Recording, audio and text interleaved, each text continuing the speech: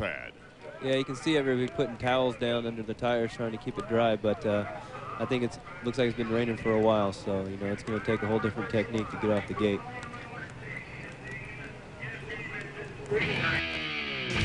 With Ricky Carmichael graduating to the 250s, the 125 preseason spotlights were focused on the experienced veterans like Talon Bolin and the flashy rookie sensation Travis Pastrana. But it was the Frenchman, Stefan Roncada, who surprised many with a dominating 1-1 sweep in the opener at Glen Helen. Roncada would hold the points lead despite the consistency of Bolin for 2 rounds. Another surprising highlight in round 3. Kelly Smith slashed through the muddy track at Mount Morris on a KTM. It was not only his first national win, but also KTM's first outdoor national victory. It was after that race the focus began changing to the former 2-time 125 champion Steve Lamson. A win at Hangtown gave him 21 125 motocross career victories. Lamson had fans thinking not only of a record-breaking third 125 title, but he was also only 4 wins away from tying the all-time win record set by Mark Barnett and tied by Ricky Carmichael. Memories of the past glories filled the minds of many, but only for 2 weeks, when Stefan Roncada came charging back again on the scene. Stefan started a roll with a second at Southwick to draw him to within 1 point of Lemmy. Then an incredible show of dominance followed. 4 moto wins for 2 overall victories at Red Bud and Budds Creek. He led 44 of the total 47 laps to take a 1-point deficit to a 31-point lead. Yamaha's Stefan Roncada has followed his 125 regional supercross title with the label of the man to beat in the second half of the season. Roncada reigns coming into Unadilla. Lamson, more than 1 moto behind, now only leads Pastrana by 2 points. For Steve Lamson, it's time to rebound. Consistency is the key to any championship, and for the first part of the AMA Chevy Trucks 125 National Series, that was working for Steve Lamson. But now Stefan Roncada is consistently winning. And Steve, you got to play catch up. Yeah, I've lost quite a few points the last couple of weekends, so I'm being consistent, but I need to be up there winning. Especially, I can't be getting 5th and 4th in the motos, and when he's winning, I mean, he's yanking some points on me right now, so I got to close back up. You're a veteran. You've been to Unadilla many times. How do you like the track today?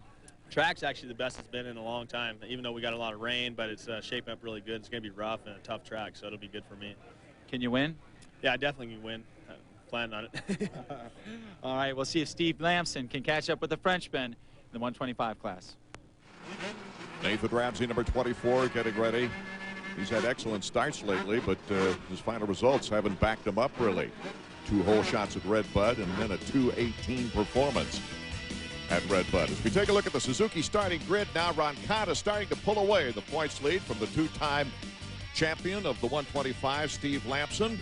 The outstanding rookie Pastrana, and then Bolin, expected to be a contender, but that big crash in Moto 1 at Red Bud hurt his ribs and really set him back to 4th in the points coming into Unadilla. 2 riders expected to do well. They've done well here before. Brock Sellards and Casey Johnson. Casey Johnson actually moving from California out to the East Coast during this period of time and getting lots of practice time on the East Coast soil. Ryan Hughes. These riders have to prepare themselves for this Unadilla track. It is a rough one. Yeah, you know, you have to prepare your body and your bike. You know, you wear a couple different protections, a chest protector and handguards to prepare for the rock.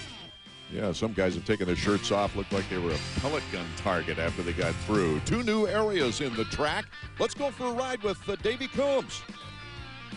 It's been raining all afternoon. It's going to be a little muddy. Tight first turn. You can see how muddy it gets through here. Getting ready to drop down in the gravity cavity here.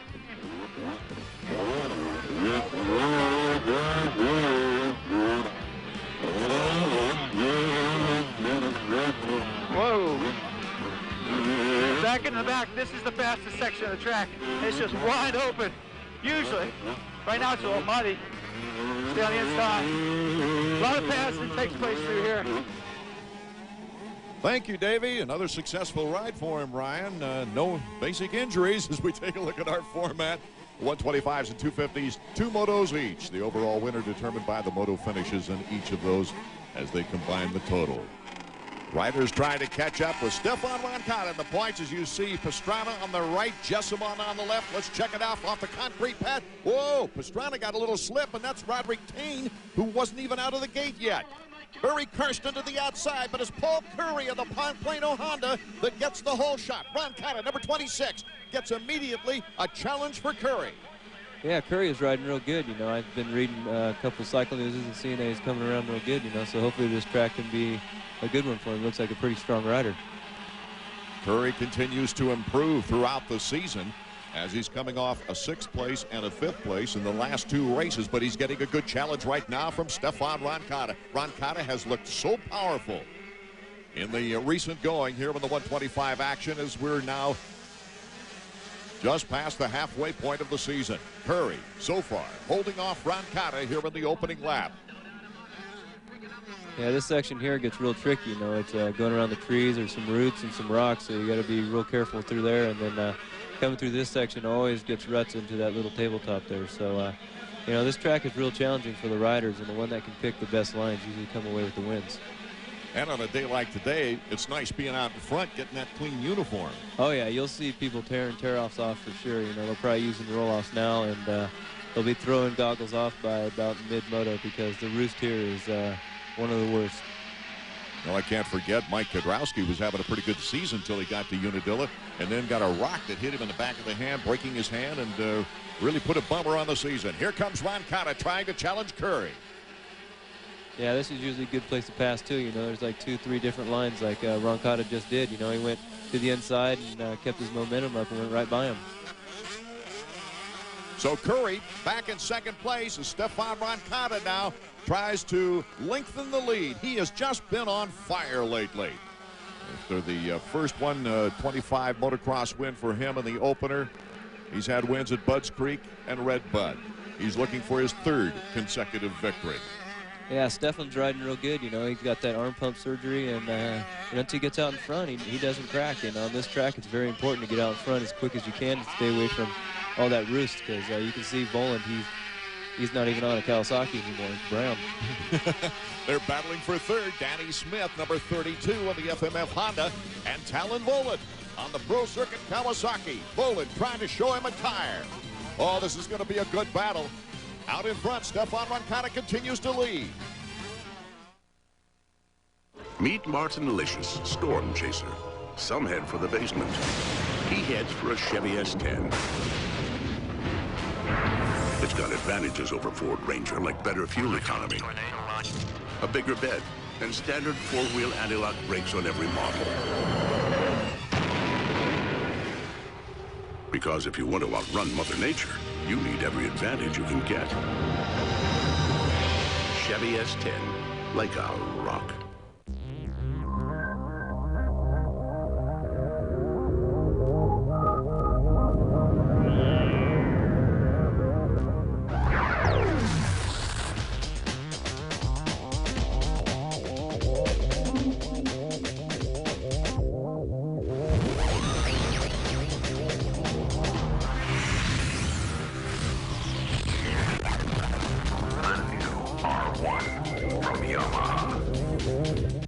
With a Suzuki RM under you and Team Suzuki behind you,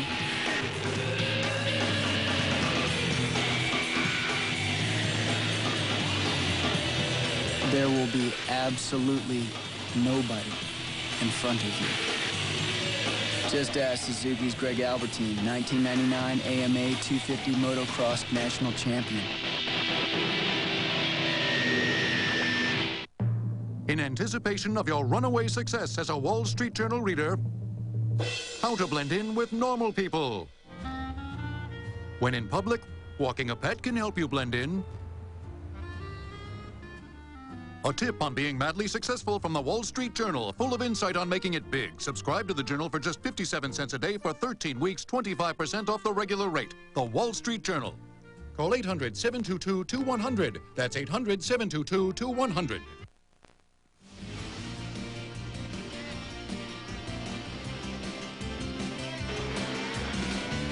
The Chevy Trucks AMA Motocross Series is brought to you by Chevrolet Trucks, the most dependable, longest-lasting trucks on the road. And by Honda, the company that defines performance on 2 wheels. Performance first.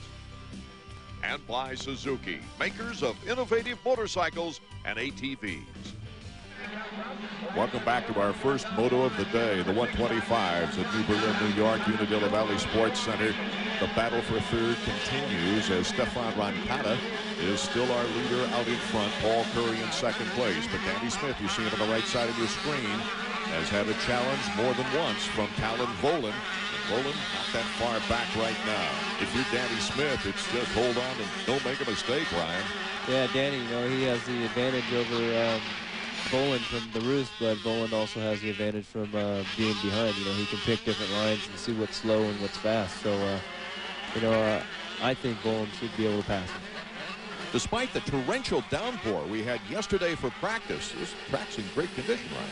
Yeah, you know, this year is the first year in many years that they left it grass for the pros to ride on, no amateurs. So, you know, the rain, the dirt soaks it up like a sponge, you know. So, man, I wish I was riding. And then here, you know, you see a new part of the track with the big double, so that makes it a little bit funner, you know. Gives a little bit more airtime for the fans to see, too. Danny Smith coming off that new double and powering back up the hill with Talon Volan. And there's Steve Lamson getting into the picture now. So we've got a three-way battle for third. Yeah, Steve, you know, I picked him at the beginning of the year to win the championship with the experience he has and, you know, all the experience on the tracks.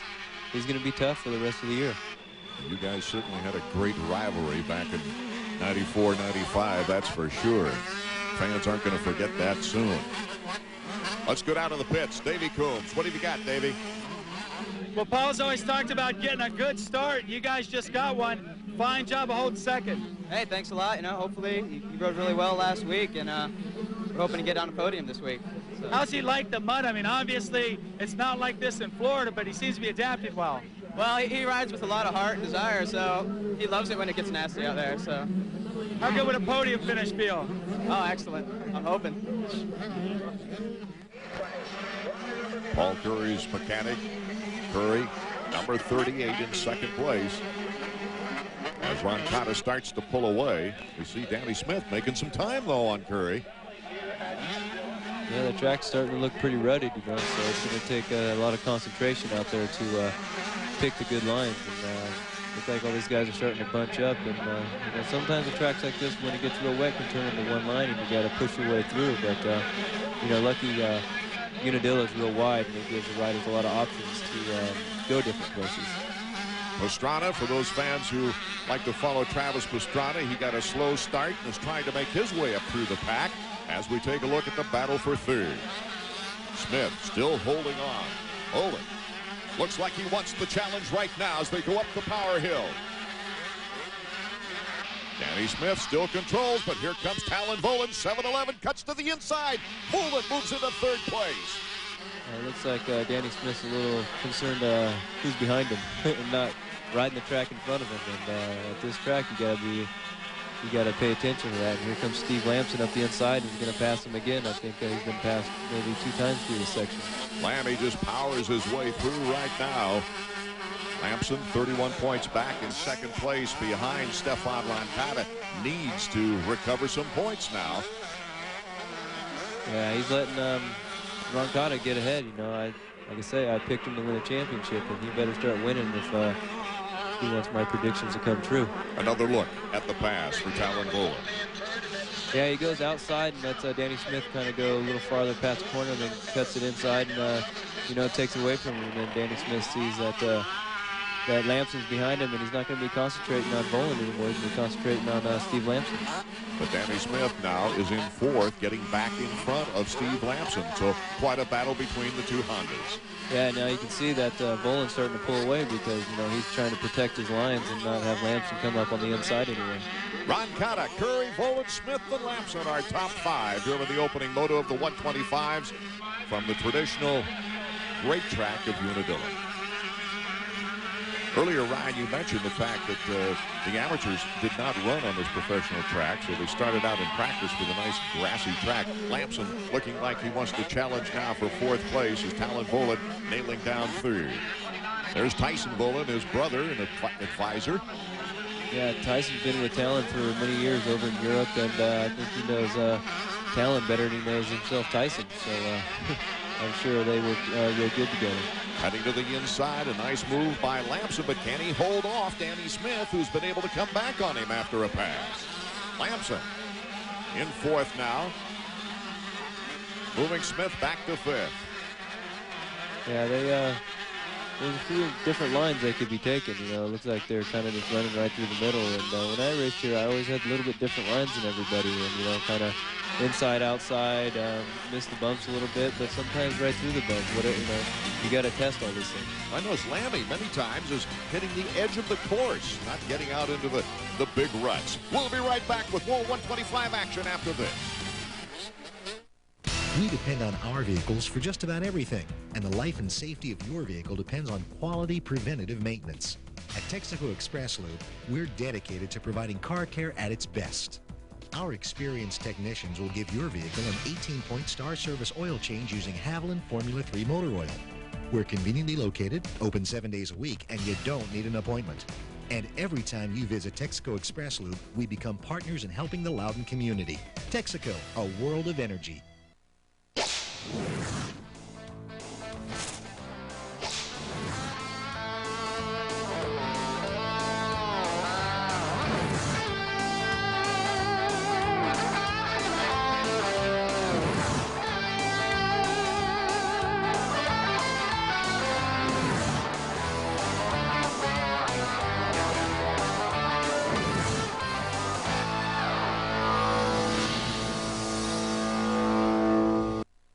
Tonight on ESPN at 7:30 Baseball Tonight. At 8, the White Sox and Angels do battle on the diamond. And at 11, Sports Center. On ESPN2 at 7, the Hot Rods rev it up. At 9, RPM Tonight. And at 9:30, the great outdoor games, plus continuing scores and news on the bottom line. And on ESPN Classic, back-to-back instant classics featuring Lance Armstrong and Kari Webb. And at 9, Real Classics presents the Satchel Paige story. Do you have all the ESPN networks? Back at the Unadilla Valley Sports Center in New Berlin, New York. The 125's opening moto. Steve Lapson in fourth place. Stefan Rancada continues to lead. Danny Smith, though, trying to keep the challenge. We take a look at the Suzuki stopwatch from Paul Curry in second place to see how far back Steve Lapson might be in fourth. 7.18 seconds. That's a lot of time when you're trying to make up points. Yeah, it definitely is, but on this track you can make it up real easy, you know, with some good lines, and you saw how Steve kind of jumped over that little tabletop with everybody else kind of hitting the end of it. You know, just little things like that can pick up time, and you know, I say Steve has a lot of experience with that, especially on the 125. From the cloudy skies of Unadilla, we go next to Troy, Ohio, where it's always humid and usually hot for round number 8. Our next telecast on August 5th at 5 p.m. Hope you can check it out. Yeah, you see those ruts, you know, going in the corner there, and you get a lot of bumps in there. You know, there's a different technique you got to go through there. You kind of blip the throttle a little bit, keep the gas on, that keeps the back end down and not kicking around a little bit. So, you know, there's a lot of little different techniques to use on this track. This track's a lot different than most tracks in the USA because there's not so much grading going on, and there's not so many jumps, and it's more outdoor motocross. And, of course, you on a hiatus from your GP motocross in Europe probably have more experience on a track like this than most of the Americans. Yeah, you know, over there it's a little bit more motocross, not so many jumps. And, you know, it looks like Stefan kind of using that. He uses a lot of momentum, and that's really important on a track where a lot of ruts and mud to keep momentum, especially on a 125 because it robs a lot of power. And you can just see his feet are on the pegs all the time, and inside, outside, always, you know, never stopping. Such a confident look. Stefan Rancada just running away with this first 125 moto, especially when you compare it to last year. He comes out of gravity cavity there with a nice move. He was 14th here last year and had a very difficult season with injuries. But he's had a Supercross championship this year, the 125. Let's go to Davey. And I was not expecting this. I don't think he was expecting this. He says he's not that much of a mud rider. No, he doesn't seem to like the mud, but he does good in it. I don't know why he doesn't like it. This isn't even his favorite track. He was worried about it, and I don't know, everything just falls into place. You guys are on a 4-moto winning streak. It looks like you're going to make it 5. Is now the time to really push? Or you think Stefan will back it off a little bit?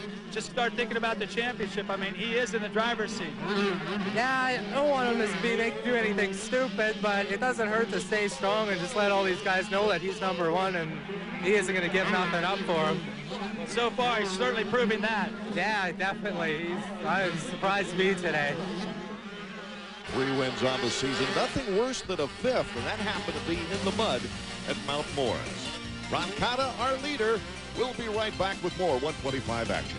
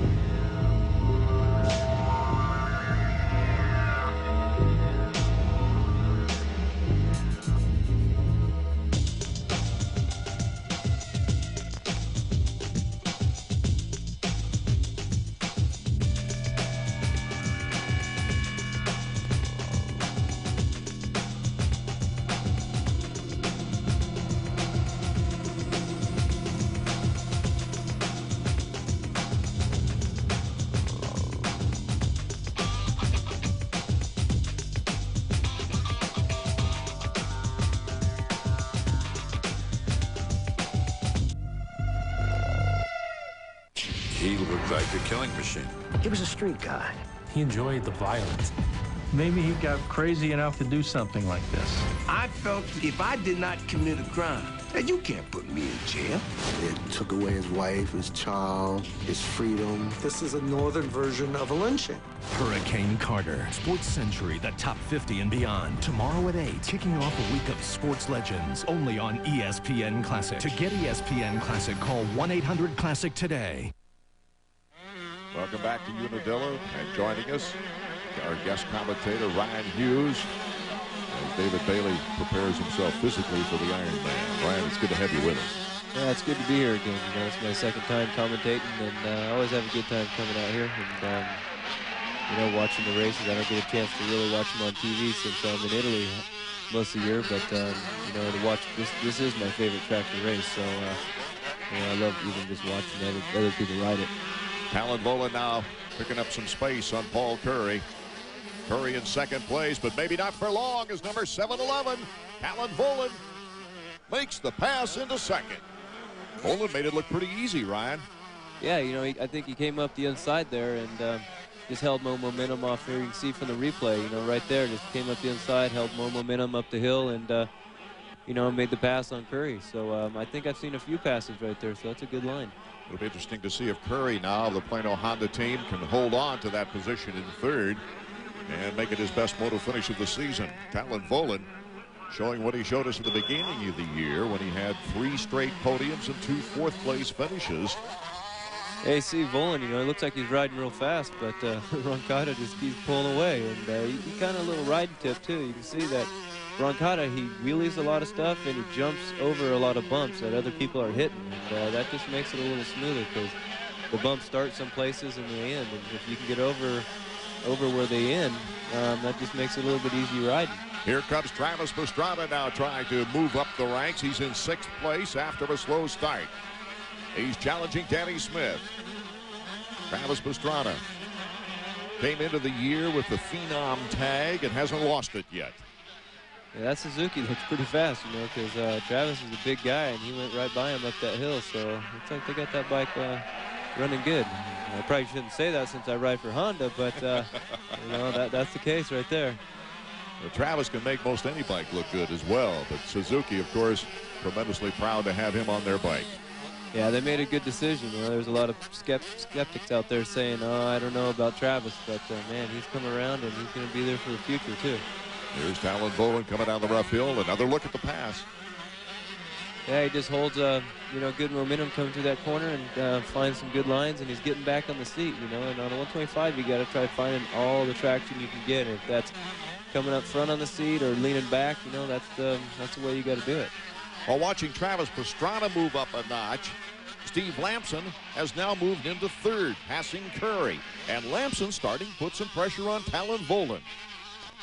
Yeah, you know, these two are the older guys of the ranks, so it's going to be fun to see who can come out ahead. You know, I've been around this class and around the racing scene for a long time. Yeah, here's a replay right here. You can see that Paul Curry got a little sideways in that corner, and that hill's steep right there, so you got to make sure you come out of that corner real solid. And Steve just had a better run coming around the corner. The white flag is out for Stefan Roncada. Yamaha of Troy looking for his 7th moto win, his 5th in a row. Kelly Smith, number 41 on the KTM, is down. Kelly, the winner in the mud at Mount Morris, has had some tough luck since then. Yeah, it looks like he rung his bell pretty hard. He's taking some time getting that bike, you know. Usually you want to get up and get going, but this track can spit you off and put you on the ground before you even know it. Looks like he got over the bars head first. I think he went his whole body. His whole body's dirty. With the mud pattern on his helmet anyway. Here's the battle for 3rd underway. Steve Lamson and Pastrana. Travis Pastrana's made a remarkable comeback on this wet track.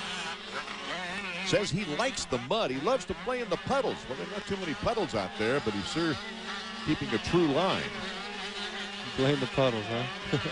I remember playing the puddles when I was 5, but I don't know. I guess he's about 5 compared to how old I am. Pastrana now showing a wheel to Lammy. The crowd is going crazy here at Unadilla. Good crowd despite the bad weather. Pastrana to the inside. Pastrana moves up a notch, and Talon Volan not far away. Yeah, Pastrana, he's not afraid to hang on, you know, and then Steve makes a big mistake there and looking back. So I don't know, maybe Steve's riding a little tight, and I know from the past Steve rides a little tight in the first motos and comes on strong the second one. So, you know, hopefully he can pull out of that and come back strong. Here's Talon Volan now under assault. Travis Pastrana takes the outside line. Oh, he's got great speed and control up that hill. Yeah, he went around that corner, I think, doing about 1,000. Stefan Roncada, number 26. He has led the last 55 laps in 125 action. Puts the fist in the air. The checkers are waving. Roncada taking our first moto and his 5th moto in a row. Yeah, that's a big feat. And here you can see they're still battling, you know. There's still one corner to go, and Pastrana's good at that. He doesn't give up until he sees that checkered flag. Pastrana, after a slow start, now challenging as they race toward the checkered flag. Pastrana to the inside, launches off. Volan just nips him at the flag. Talon Volan picking off 2nd place in a great race that obviously both riders enjoyed. Yeah, it's pretty weird because Pastrana's the young one and Volan's the old one. Roncada, Volan, Pastrana, the top 3 with Lammy and Curry rounding out the top 5. Look at Traversini in 9th place, his first American race coming over from the GPs. Let's go to Davey. All right, Stefan, that's 5 in a row. That's great. Okay, I can't believe it. You know, I used to have some trouble on that track, and today I had a 50-second lead. Just amazing. I'm so happy right now. It's great. You came in here today. I know that Unadilla is not your favorite track, but you just went out and showed that you can adapt pretty well. Yeah, it looks like this year is my year. It doesn't matter anymore if I don't like the track or not. I'm just going for it, and I'm pretty happy right now. 50-second lead, it's awesome. Congratulations. I'll let you go ready for the 2nd moto. Thanks, Yamaha Troy, sorry. Eric Yo, Phil Alderton, Oakley, Dunlop, Fox, Alpine Star, 9-Star, and my trainer Alan Gorky and Mark Peters and everybody that helps me. And go check out my website at ronronmx.com. A translation, he said, Ron. Travis Pastrana is coming up next with Davey, and he had quite a race with Volan. Well, Travis, when you hit that first turn, you had to have been about 20th, and it was catch-up from there. I was definitely playing a lot of catch-up. I was pretty much riding single file. It took me a while for some reason to get really warmed up and into this track. But, man, Roncada, we got to stop that French guy. But he's flying. There's no way I would have ever caught him. But Volan, Lamson, and I, that last lap, that was some tight racing. Were you surprised to see number 38 up there, too, Paul Curry? Wow, Paul Curry, yeah, he was doing awesome. He rode 2nd for a long time, and he was pulling me a couple laps. I'm like, wow, Paul, good job.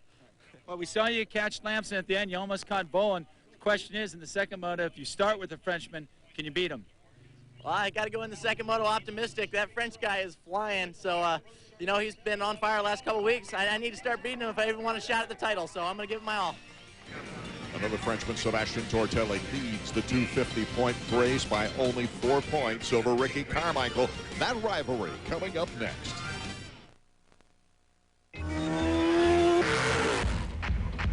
If you added up all the hours you've spent boring out cylinders, building strokers, and setting up suspension, you'd have graduated from MMI by now, and you'd be getting paid for doing what you love. Call 1-800-994-3664 to find out how you can become one of the best technicians in the world. Motorcycle Mechanics Institute.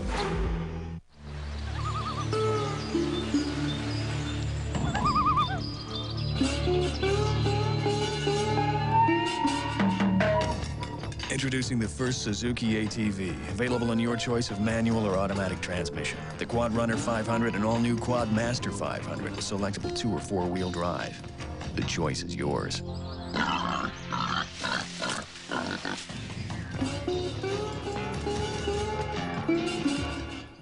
A great tradition continues on ESPN2. Friday Night Fights. This week's main event, Hasim Rockman takes on Frankie Swindell in a 10-round heavyweight battle.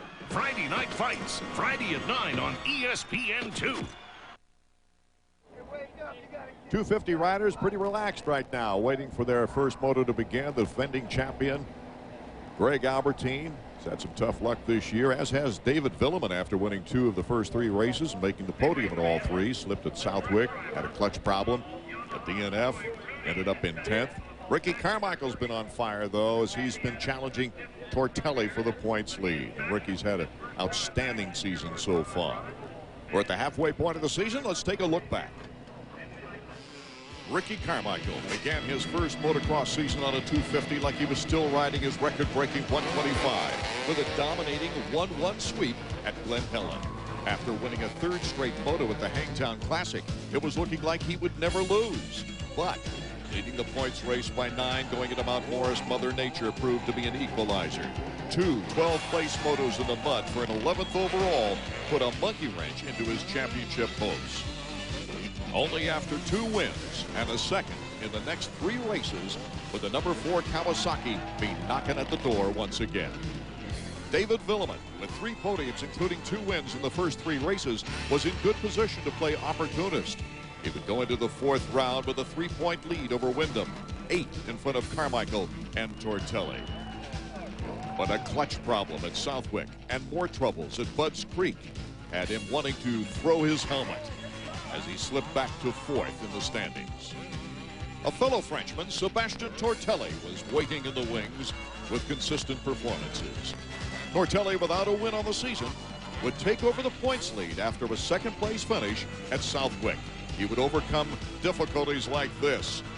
And from there, it has been a back-and-forth battle with Ricky Carmichael, creating a very emotional rivalry for the points lead. After sweeping Redbud for his first overall win of the season, Tortelli leads Carmichael by 4 points. And the consistent Kevin Wyndham, who's never been out of the top 5, is 16 back. Today at Unadilla, it's Carmichael's turn to grab the top spot back. Davies with him now.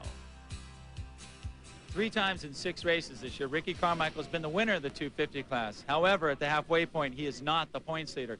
Ricky, what do you got to do to get after Tortelli? Get a good start today and stay out front in the mud and not go down. Sebastian has been riding really good. We both have. And there's some other guys out there that are fast too. And, you know, there's 4 or 5 of us that can win any day. And, you know, I just need to get a good start, and hopefully I can be okay. I had a good 2 weeks, better bike this weekend, and we're going to give it 100%, see what we can do. You visited Unadilla 3 times so far as a pro. This is your 4th visit. You've won twice. Can you make it 3 out of 4? I'm going to try to, you know. I'm definitely capable of it, and I'm going to, you know, like I said, try to pull the whole shot and, you know, go for a 1-1 and get that points lead back. That's what it's all about. We're halfway through the series, and I need to be up front. Finally, this morning, it looked like it was going to be really muddy, but now the rain kind of held off. Doesn't look too bad. You got to be happy about that. Rain or no rain, I want to win, and I think I'm capable of winning in the mud. And, you know, I mean, we just got to deal with the circumstances, and it is trying out, so that's a plus. But, you know, everyone's got the same track to ride. 4 points down on Tortelli. Ricky Carmichael tries to get back in control today at Unadilla. Thanks, Davey. As we take a look now at the starting grid, Tortelli, our points leader, Ricky Carmichael. This is setting up to be an outstanding rivalry.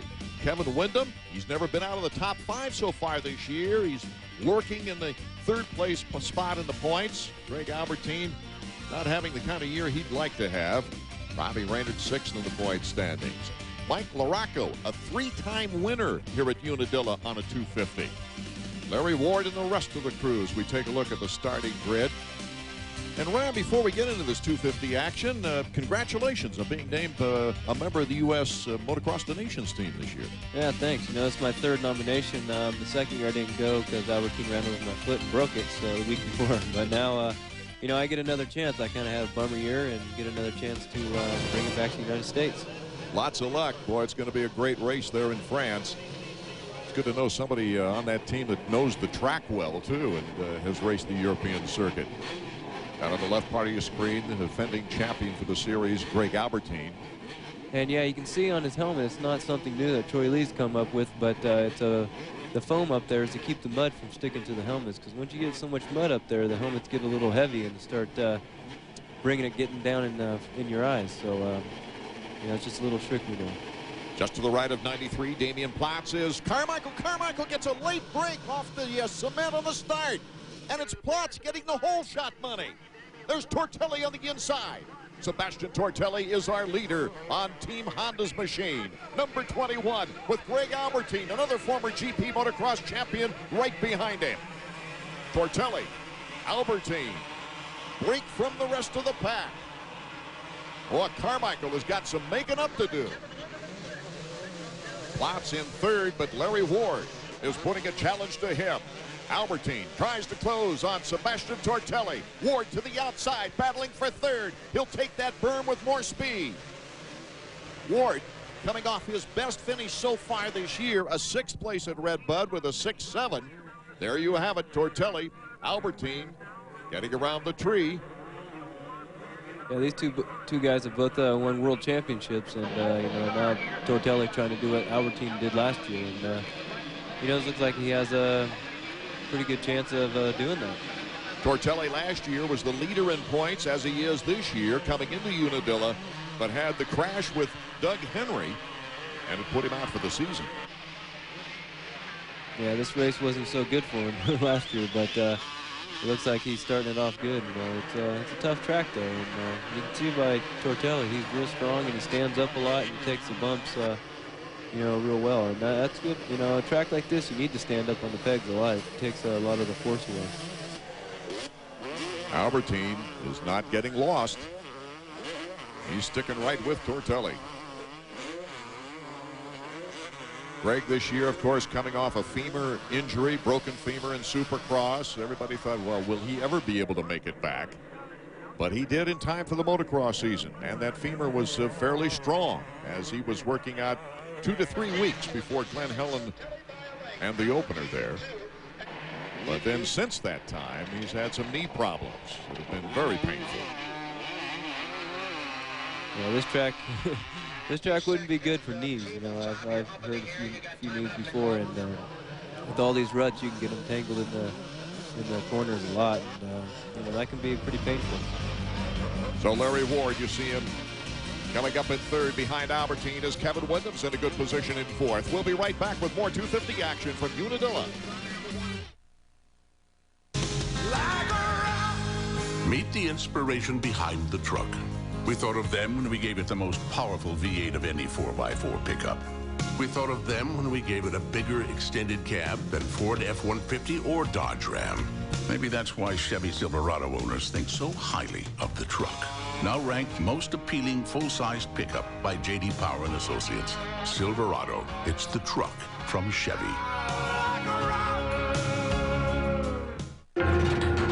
You are not a number. You are not a nameless resume on a faceless website.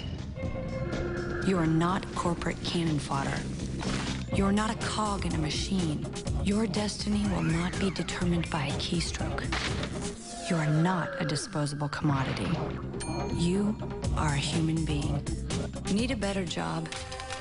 Connect with a counselor at thingamajob.com. Life 2.0 begins here. You know, sometimes we don't see ourselves the way we really are.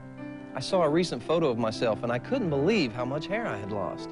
I didn't want to look 45 at the age of 30. That's when I called 1-800-HAIR Club to get Hair Club's latest brochure, the Hair Loss Research Update. It gave me the answers I was looking for. Now that I am a Hair Club client, I feel that I look my real age. I'm just sorry I didn't do it sooner. You can get this hair loss research update free by calling 1-800-HAIR-CLUB now. It's Honda's Red Hot Summer. Now the best time to ride is the best time to buy, because from now until the end of July, you can get our lowest payments available on XRs and ATVs, or choose no payments for 3 months, and both offers let you ride off with no down payment. It's easy with your Honda card. And now, gear up with 200 Honda bonus bucks with any XR50, 70, 80, or 100. Honda's Red Hot Summer. It's the sales event of the year. Motocross action at its best from Unadilla. It is the 7th round of the Chevy Trucks AMA Motocross Series. Our leader is Tortelli. But we have a battle ensuing right now for 3rd place. Larry Ward. Kevin Windham, number 14 on the Honda, and coming up behind them, Ricky Carmichael trying to recover, and he's blitzing.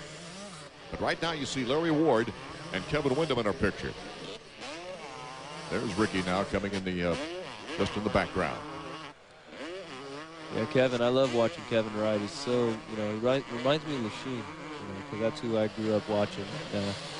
He has so much talent. I just wish he could, you know, put it together a little bit more. But you know, racing's a tough deal. It's a lot of mental and physical stuff. So I understand completely. Back and forth we go. Kevin Windham right now has the position. Take a look at the pass again. Yeah, it looked like Windham almost ran into the back of Larry Ward, but he put the brakes on and tucked underneath him and made the pass. Larry hasn't given up. Here comes Ward back again. Tries to put the block pass on Windham. Windham just got by in the rear. And look at RC. Ricky Carmichael now challenging Windham. 3-way battle for 3rd. Yeah, you can see how much more the 250s are getting kicked around. You know, the bikes, it's a whole bit different horsepower. A lot of 125 riders, they ride real good on 125s, and they get up to 250, and it's a whole different ball game. So the bikes are heavier, more power, and they hit the bumps, so they'll spit you down a lot faster. But, you know, Carmichael, he's made a good transition, and I also picked him to win the championship, so I'd like to see him win it, not some French guy. And right now, just as you said that, he passes Larry Ward, getting into 3rd. So he passed Windham and then Ward in your soliloquy. Yeah, he's definitely going for it, you know. He's the only rider I've ever seen that sits down so much, but I guess he doesn't have much room to stand up. But, man, he makes it work. His corner speed is like nobody else's, and that's where he makes up his time, you know. But, you know, he trains real hard and practices real hard, so that's his advantage. Let's hear from his mechanic now, Chad Watts. Chad is with Davey. Chad, Ricky didn't get that great of a start, but wow, he's making up time quick. Yeah, he came around the first turn 12th, and he came around me the second lap, and he's in 3rd right now, and he's only about 3 behind Albie and about 5 behind Tortelli. He didn't have the best of days 2 weeks ago at Redbud. How hard has he been working since? When he gets beat, he gets mad, so it even pushes him a little bit further. Carmichael picking up all kinds of time up that hill on Albertine. He's hired a trainer to help him with nutrition and building upper body strength. Alvin Baker, a World Cup mountain bike type of a guy. So Ricky really getting serious about the physical side of this game. Yeah, I mean, Ricky, you know, before always relied on his talent and his willing to let it hang on the edge. But now that he's moved up to the 250 ranks, he has to get a little bit more strength and a little bit more endurance. But that's good that he's doing it. Back and forth we go. Carmichael passes, Albertine passes. A great battle going on right here at Unadilla. What a crowd pleaser. Last year, Carmichael coming from way back in the 125s to win. Oh, Ricky goes down. Yeah, you can see that Ricky was, when you land off jumps, you kind of want to move your body forward. And when he landed, he was moving his body forward, but he wasn't expecting the bike just to stop. And his momentum went forward, and the bike stopped. Another look at it. Boy, he took a pounding that time. He was lucky he didn't collide with Albertine. Yeah, you know, that was unexpected, but he got up quick, you know, so he didn't lose that many spots. And with the pace that Ricky has, he should be able to come back up through. You know, he has that fight in him. He's right behind Damian Plotz. Plotz getting on the scene once again. He's getting a lot of TV time. Well, he must be from New York or something. Huh? He has his track down. Here's Kevin Windham, number 14. Windham in third place, and Villeman now starting to challenge him from the fourth place slot. David Villeman starting off the season so hot. And then just unlucky, really. A clutch problem kind of threw everything off. He's been trying to go early to a lot of these tracks because this is the first year he has run 250s on the motocross circuit. We'll be right back with more 250s. Come here, boy. With its V6 power and shift-on-the-fly four-wheel drive, the Grand Vitara can get you and your buddy through anything. The V6 Grand Vitara from Suzuki. Wow, Suzuki, huh? It's MotorWeek's best small SUV of the year. See the V6 Grand Vitara at Jerry's Leesburg Suzuki, because before you buy your next car or truck, you gotta drive one of these. Feeling a little short-handed on the links? The Leesburg Golf Center and the Battlefield Shopping Center can help. Novice to expert, our Pro Shop will help for whatever you need to sharpen your game. Like the largest selection of clubs in the county, our experts can custom fit most sets just for you. Lots of top-of-the-line golf balls, quality men's and ladies golf bags to carry your pull, a great selection of sharp shoes in almost any size, instructional videos and books for helpful hints, men's and women's sportswear for every type of weather, and our indoor hitting and putting area. So for the best selection of quality golf equipment in the county, visit Leesburg Golf Center. You know, when you're reporting from the field, bloopers are going to happen. USFL people, George is... Watch it!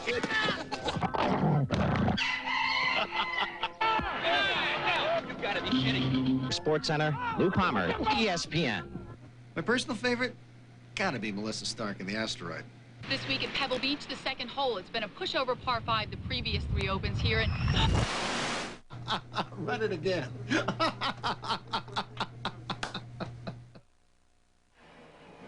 Welcome back to Unadilla Valley Sports Center for the 7th round of AMA motocross action.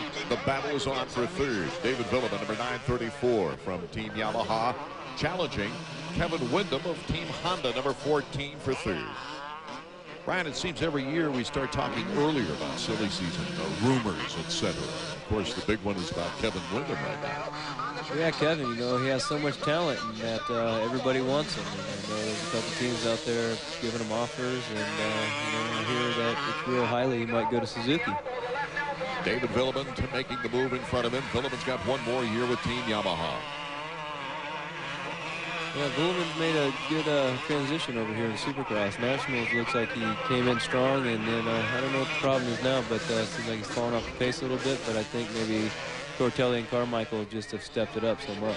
Tortelli, Albertine, Villeman the top 3 with Windham and Raynard rounding out the top 5, and Carmichael now back in 6th after passing Larry Ward. You notice the mechanics giving the boards right before going into that tree. Do you have time to look at something like that? Yeah, I've never really understood why they put that the signaling there, you know, because you come out of a left-hand corner, you look up, and then you got to go into a right and not hit the tree, and you barely ever see the sign. So I've always told my mechanic to do it the straightaway before, so I could at least get a little chance to look at it. Kevin Windham in 4th. And of course, everybody's kind of waiting to see what Jeremy McGrath is going to do as far as his season is concerned and forming his own team. Here comes Ricky Carmichael making a move on Robbie Raynard, number 17. Yeah, it looked like Renard just kind of said, okay, go ahead. You know, I don't think there's much fight there. I think that was probably the easiest pass I've ever seen. That's pretty sad to say that someone out there making that kind of money and that job, letting someone go past him that easy. Raynard with only 1 podium on the year. That was the 3rd at Southwick, but double digits, 11th, 2 11th place finishes in the last 2 races. There's the pass you mentioned. Yeah, to me, that's just sickening, you know. He saw that was Ricky. He knew he was going to be passed, so he just kind of let him by. No fight, no nothing. I mean, yeah, when someone, you know, doesn't give it their all, when, you know, Ricky, he gives his life to racing. You know, it doesn't matter what position the bike's in, he just full gas. And Ricky's had quite an adjustment coming on to the 250, especially after the tough Supercross season. This week's Chevy Truck Kawasaki bike setup with Davey Coombs is next. Well, it's been raining up here at the Unadilla Valley Sports Center, which means that the bikes are going to be set up a little differently than normal. For this week's Kawasaki bike setup, we thought we'd talk to Bruce Schoenstrom, the manager for Ricky Carmichael, John Dowd, and Larry Ward. Bruce, what are you going to do to prepare these bikes for the rain? Well, there's a few obvious changes that we make. The first one, of course, is the hand guards. Try to keep the riders' hands and their gloves as dry as possible, especially with the roost coming off the other bikes, and it seems to help. And, of course, unless they fall down, then their gloves are going to get muddy, and there's not much we can do. A couple other things is we try to keep the air box dry as possible in case there's any standing water on the track, and we tape around certain areas under the seat to try to keep that as dry as possible. We also use mud rotors for the brakes, which are the same size as the rotors we normally run, but they don't have any holes in them, and this lessens the brake wear. What about the tires and the gearing for the mud? Well, the gearing, a lot of times we'll run the same gearing, but we run the chain a lot slacker because the mud packs into the sprockets and can break a chain actually over a jump. And with the tires, we'll run fewer knobs and take advantage of hopefully some better traction in the muddy conditions. Well, that's what Team Kawasaki's going to do here. They got 3 guys that can be up front in the 250 class, Dowd, Ward, and Carmichael, and that's the way the bikes will be set up here at Unadilla. Back to the action. Tortelli continues to lead, but our real battle right now is for 4th place as Ricky Carmichael trying to pick up points now is battling with Kevin Windham. Windham, number 14, currently been 4th. Carmichael after going down. Woo! Lots of fishtail in that corner. That's what I mean about wanting to win. You know, that's wanting to win right there. It just doesn't matter where you're at, what line you're in, and you know, and that's what proves it. You know, Ricky has won 3 races this year, first year on 250, and that's what I like to see. I don't like to see the people that don't give their whole life to racing. It's a life thing. You gotta live, eat, sleep, drink, motocross. That's exactly what the leaders in points right now, Sebastian Tortelli, Ricky Carmichael, feel. Tortelli, Albertine, and Villeman are top 3. We'll see what Carmichael can do with that when we come back. He's upside down. This one has to go like that.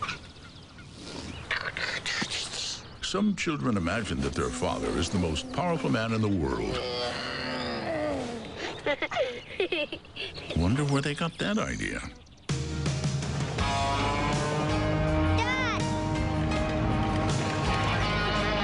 The 300 horsepower Silverado. The truck from Chevrolet.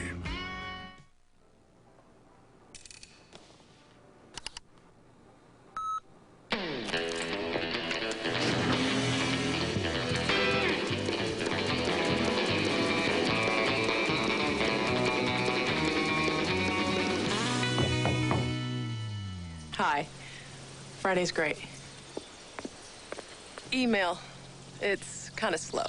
Styling, performance, value. Isn't technology great? The Suzuki Katana.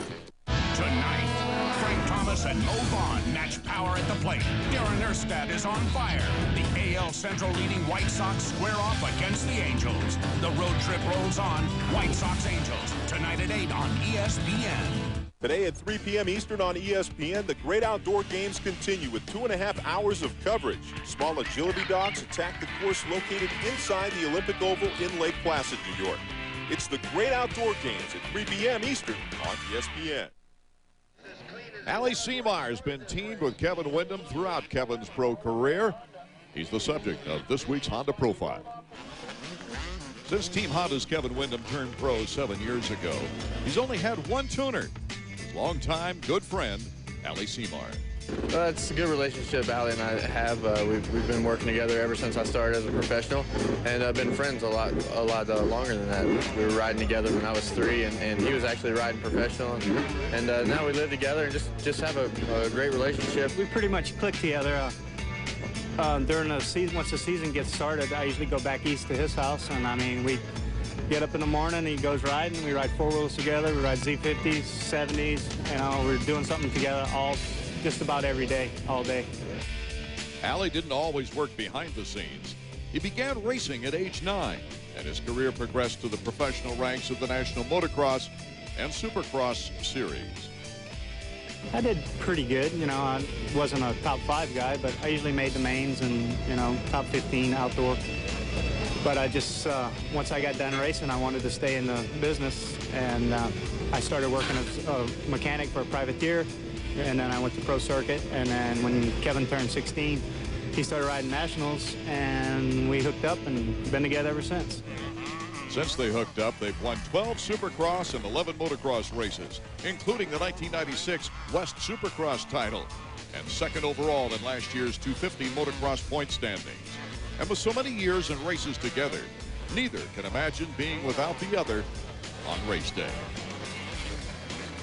Yeah, I've never experienced racing without him on a professional level, and actually before, 2-3 years before I even went pro, you know, he had said that, you know, whoever he was working for at the time had the understanding that when I turned pro, he was going to come and work for me, and that's just a experience I've never had to face, and hopefully never will.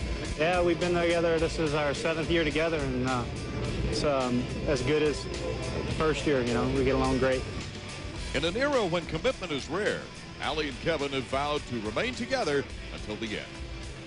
He's made a commitment to me, and as well for me to him, that we'll work together through my retirement, and then when I'm done, he's done, and you know, maybe venture off into something else together. You know, he's a good guy, hard worker, and you know, somebody that I can trust. So whether it's a business after racing or whatever, you know, he's a good guy, good friend, and see what happens then. Well, it's been a long time since we saw number 21, Team Honda, Sebastian Tortelli, because he was just out of sight. I mean, he just took off and hasn't looked back here on this Unadilla track. Actually, Sebastian was running real well on this track before he got injured last year.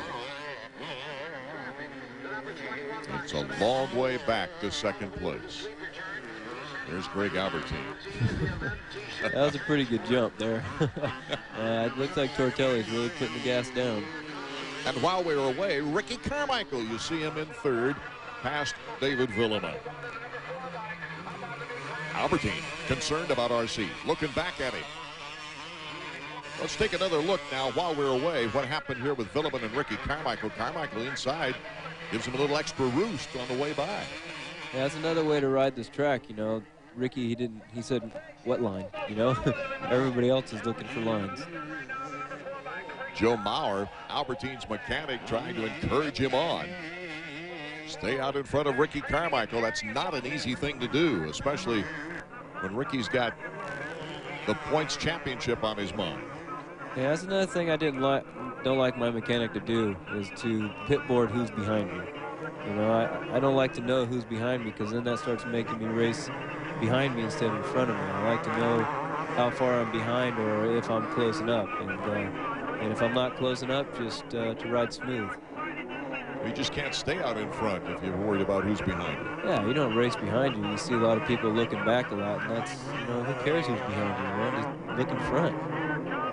Art Carmichael having to duck the roost before leaping down the mountain. There's Maurer up in the left portion of your screen.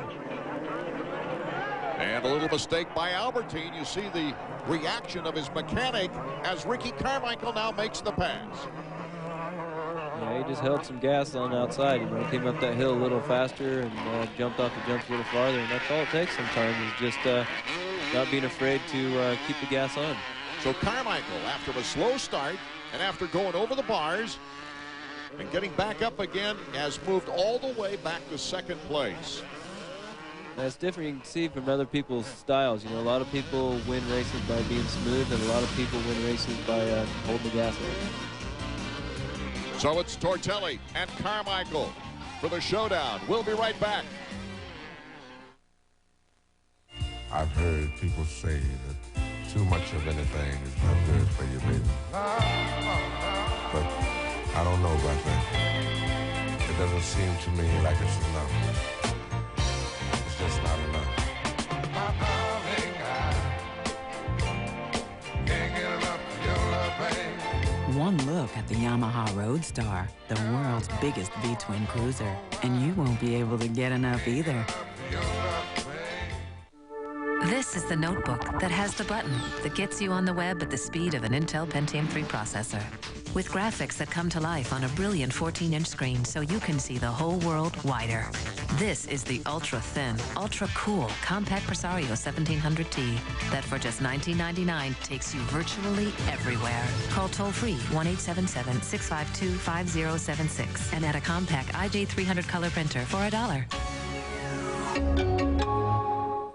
The LPGA Tour is in full swing, and when the weather gets warm, these ladies get hot. Sayri Pak and Pat Hurst will be among those looking to catch fire at the Giant Eagle LPGA Classic. Coverage continues today at 3 on ESPN2. Number 21, Sebastian Tortelli of Team Honda came into this race with a 4-point lead, and as he approaches the final lap of the first moto, it looks like he's going to have a 7-point lead going into moto number 2. This has been such a great back and forth points battle between Tortelli and Carmichael. It's turned emotional, especially after Ricky Carmichael kind of gave an in-your-face block pass at Bud's Creek on Tortelli. Tortelli came streaming back with a 1-1 sweep at Redbud, and now is close to taking this third moto in a row with Carmichael in second. But with Ricky in second place, he's still in line for an overall. Yeah, exactly. You know, it's funny how little things will make you ride a little faster or get your attention. You know, I know Jeremy, he gets real motivated by what people say about him, or, you know, people don't think he can win, and that motivates him. And Tortelli looks like he got motivated from Carmichael block passing him on the last lap and, you know, kind of putting it in his face. Speaking of Jeremy, what's he doing right now? I understand he got a little fired up when Villeman said that he was just racing for money. Yeah, well, that's the best thing he did. He told me that he was so glad that Villeman said that, because now next year he's coming back even hungrier again. Right now, number 21 has got to have a smile in his heart as he completes the last lap with a gigantic lead. The checkered flag waving. And the wheelie from Sebastian Tortelli. What a great feeling this has got to be for Tortelli after the injury of last year, putting him out for the season. And what a great comeback for Ricky Carmichael and a second-place finish. Well, that was a great ride from Ricky, you know. I mean, look, he gassed it all the way to the finish line, even though he had a big lead. Tortelli the victory. Carmichael in second. Albertine also in the top 3 with Wyndham and Villeman rounding out the top 5. Damian Platz in the top 10. Congratulations, Damian. Let's go to Davey with our winners. Sebastian, first of all, I noticed your strategy at the beginning of the race. Sit out the parade lap. Gamble paid off. You got a good start. Yeah, you know, I didn't want to go out there and put all the weight on the bike and have the bike as light as possible. You know, I've been riding on the track since Saturday. And even when it was raining, I was riding. So I figured I knew enough the lines, and I was now strong to go out there without doing the pre-lap. You put together a monotone win streak now, 3 motos in a row, and at the same time, Ricky's been having some problems, but still, he finished second. Yeah, I mean, I saw that. He had a good ride and came up strong. I think he bubbled out in the beginning of the race. But, you know, I just take, you know, my rhythm and ride my space and just be comfortable out there. And, you know, the second moto are not going to be tough. So I just, you know, find some new lines to get enough fast for the second moto. Congratulations. Thank you. Ricky Carmichael, who's led so many laps coming into Unadilla, didn't lead a lap today, but boy, he raced like he could. Davies moving over toward the victory podium now to talk with our second place finisher, Ricky Carmichael. Ricky, you didn't have that great of a start, but you came up through the pack flying, and then you made that mistake. Yeah, I did. I tried to get around Greg, and he wasn't budging, and I had to jump into the mud, or else we would have collided. And I did, and kind of stuck, and my weight went forward, and I crashed. And it's kind of a bummer because I'm feeling good today, and that's the way it goes, you know. Got a terrible start, and you know, Sebastian got the start, but you know, I'm going to try to get a better start and try to win the overall. Well, after that crash, your mechanic Chad Watts put regroup on the board. You almost fell out of the top 10, but that's exactly what you did. You hunkered down, you regrouped, came back through for second again. Yeah, I did. I came back from behind, and you know, I just need to get in front of Sebastian for points. It's been a difficult season for number 1, the defending series champion Greg Albertine of Team Suzuki. His best performance this year was a 2.7, a 4th overall at Bud's Creek. Well, after his performance and taking 3rd here in the opening moto, maybe today will be his brightest day. Davey? Greg, that was a good ride. You were riding second most of the race, but that battle between Tortelli and Carmichael, those two are really picking up the pace. Yeah, they sure are, Davey. I wasn't really happy with my ride. I mean, I thank the Lord that I got a 3rd place. That was good, considering the results I've had this season. But I definitely didn't really feel like I was on it. I made a lot of mistakes, and hopefully I can just smoothen it out for the next moto and put my Suzuki on top. You've got 3 world championships in Europe. You're the defending American champion. You know a lot about racing, obviously. What can you do to get up with those guys? Well, right now it's going to take a miracle, but this is motorsport. Anything can happen. And, you know, as I said, my Suzuki's running awesome, so there's no reason why I shouldn't be up there. Next, the 125s in their 2nd moto. Will number 26, Stefan Roncada, make it 6 moto wins in a row as he tries to pull away from Travis Pastrana and the rest of the 125 riders. More excitement coming up from Unadilla in New Berlin, New York, right after these messages.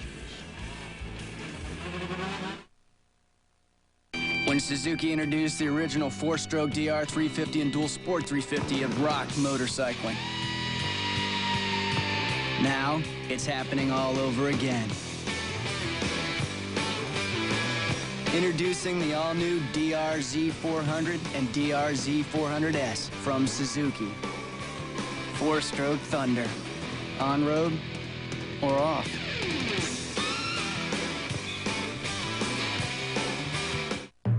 In anticipation of your runaway success as a Wall Street Journal reader, how to blend in with normal people. When in public, walking a pet can help you blend in. A tip on being madly successful from the Wall Street Journal, full of insight on making it big. Subscribe to the Journal for just 57 cents a day for 13 weeks, 25% off the regular rate. The Wall Street Journal. Call 800-722-2100. That's 800-722-2100.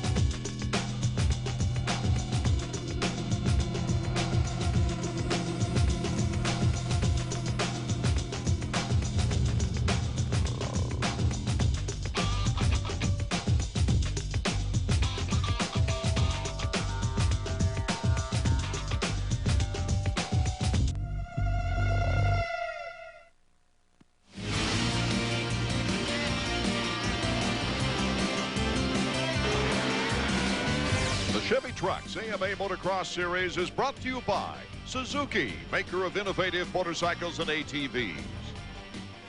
The future hopes of Team Suzuki. Travis Pastrana, number 199, prepares for the 2nd 125 moto. His boss is the subject of our Suzuki flashback.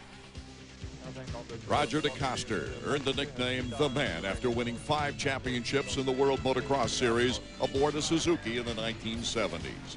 He rejoined the factory in 1995 in the role of team manager, where the living legend guided Suzuki out of the lean years all the way to the championship supremacy with Greg Albertine's 1999 motocross victory. Suzuki had backed off and gotten, almost out of racing for a while, and then when I came back to them, it was tough to get things going again and get even our own people in Japan to believe in themselves and believe that they had a chance to, to beat companies like Honda. And winning last year, doing that felt really good. While the job description of a racer is pretty straightforward, a team manager's duties change daily, if not hourly, which is something Roger had to adjust to. Well, it's basically coordinating things, and I try to fill in where I see weak spots. I help with development of the bike, planning, testing. I try to keep the mechanics happy with what they need, and try to get help from outside if I need to get help from outside. Basically, it's filling in where there's a need. I think that's my job. One of the racers he's guiding is 16-year-old rookie sensation Travis Pastrana, whom DeCoster feels may one day be one of the sport's all-time greats. Yeah, Travis is definitely, you know, a fantastic addition to our team. I think it's going to give a lot of energy to a lot of people on our team, and he's already doing so with our Japanese and all that. They really react to his needs and are happy, you know, to be able to work for him. And I hope that we can work with him for many years, and that he'll stay healthy and win a lot of championships. Getting set now for our second moto in the 125s. You see Stefan Roncada, who simply dominated moto number 1, off to the left. Right next to him is Brock Sellards. And number 32, just to his left, of course, is Danny Smith of FMF Honda. So it's FMF Honda and Yamaha of Troy sandwiching each other. We're ready to go for the second moto. The gate drops. Whoa, Roncada slipping on that cement. And believe it or not, it's Curry once again getting the whole shot, but taking the lead on the KTM is Roderick Kane. Lamson with a not bad start this time around. Lots of congestion over the first turn. Travis Preston, 34, got hung up. That's Keith Johnson coming over the side. And Roderick Kane from France on the KTM is our leader right now. He's steadily improved Ryan Hughes throughout the season. Yeah, I know those KTMs in Europe are really fast. Every start they're top 3, and they're leading the points over there, so I'm not surprised that thing's out in front. For those of you just tuning in, Ryan Hughes, our guest announcer here on this day at Unadilla, taking the place of David Bailey, who's currently training very, very hard for the Ironman. Glad you could sit in. Unfortunately for Ryan, he's available because of an injury. The broken wrist that I suffered in Portugal, which was the second round of the GP, you know, kind of set my season back, and I kind of got some bad information from the doctor about coming back soon, but I had to let it rest up, and I'm going to race the last 3 GPs and you know, get some momentum going, and then hopefully bring the donations back to the USA where it belongs. Oh, those are good words, Ryan. But congratulations on last year, too, because on what I would say would not be the top factory machinery, you had such a great year, leading to the job of one of the greatest teams in Europe right now. Back to the race here. Brock Sellards, number 18, battling it out with Travis Pastrana. They're battling for third. Casey Johnson in second place. Casey has had a lot of good first motos, but has always had trouble in the second moto this year. His best was a 5th, and that was a 2nd and a 12 in the 2 motos at Glen Helen. Yeah, Casey has a lot of speed, you know, and but he just has bad luck. I don't know for what reason. Well, I kind of have the same thing. Got a lot of speed, but some people just have bad luck, and you just got to keep on pushing. Travis Pastrana making a straightaway power move on Brock Sellards. Takes over 3rd position. And here comes Sellards back in the corner, but lots of momentum up that hill for Travis. Yeah, Travis went inside and Brock went outside and hit the berm and kind of slowed down his momentum, and you can't do that on the 125, and that's why Pastrana went by him and jumped so far off the double, too. The big jump off the double. Here's number 120 on the KTM, Roderick Kane. He is our leader right now. We'll be back in a moment with more 125 action. There's a place where it all comes together. I'm going down to the crossroad, trying to flag a ride. It's the crossroads of American Value, your Toyota dealer, where you can save on Camry Solara, a Consumer's Digest Best Buy, and a special value now with options package savings up to $700. Or come get Celica, loaded with standard features and a great value at under $20,000. Gonna get a new Toyota, believe I'm going now. Welcome to Loudon Motorsports.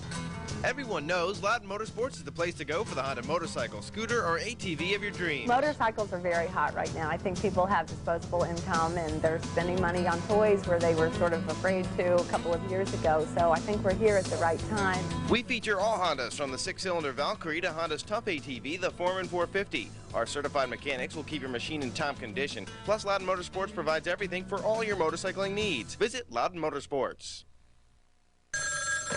Hattenback. It's MLS. They've taken over the network. Get me the control room. now. This is Jones. What are you doing in my control room? We've got your anchors. We want Saturdays and our own show. We're the #1 sport in the world. We deserve to be seen. I don't think I'm gonna make it, guys. I gotta go to the bathroom. All right, who else has to go? MLS Extra Time, Mondays at 11 on ESPN2. Looking back at the first lap here at Unadilla, the second moto for the 125s is very significant because Paul Curry and Steve Lampson went down, and as you see here, it took Lammy a long time to get back moving on the track again.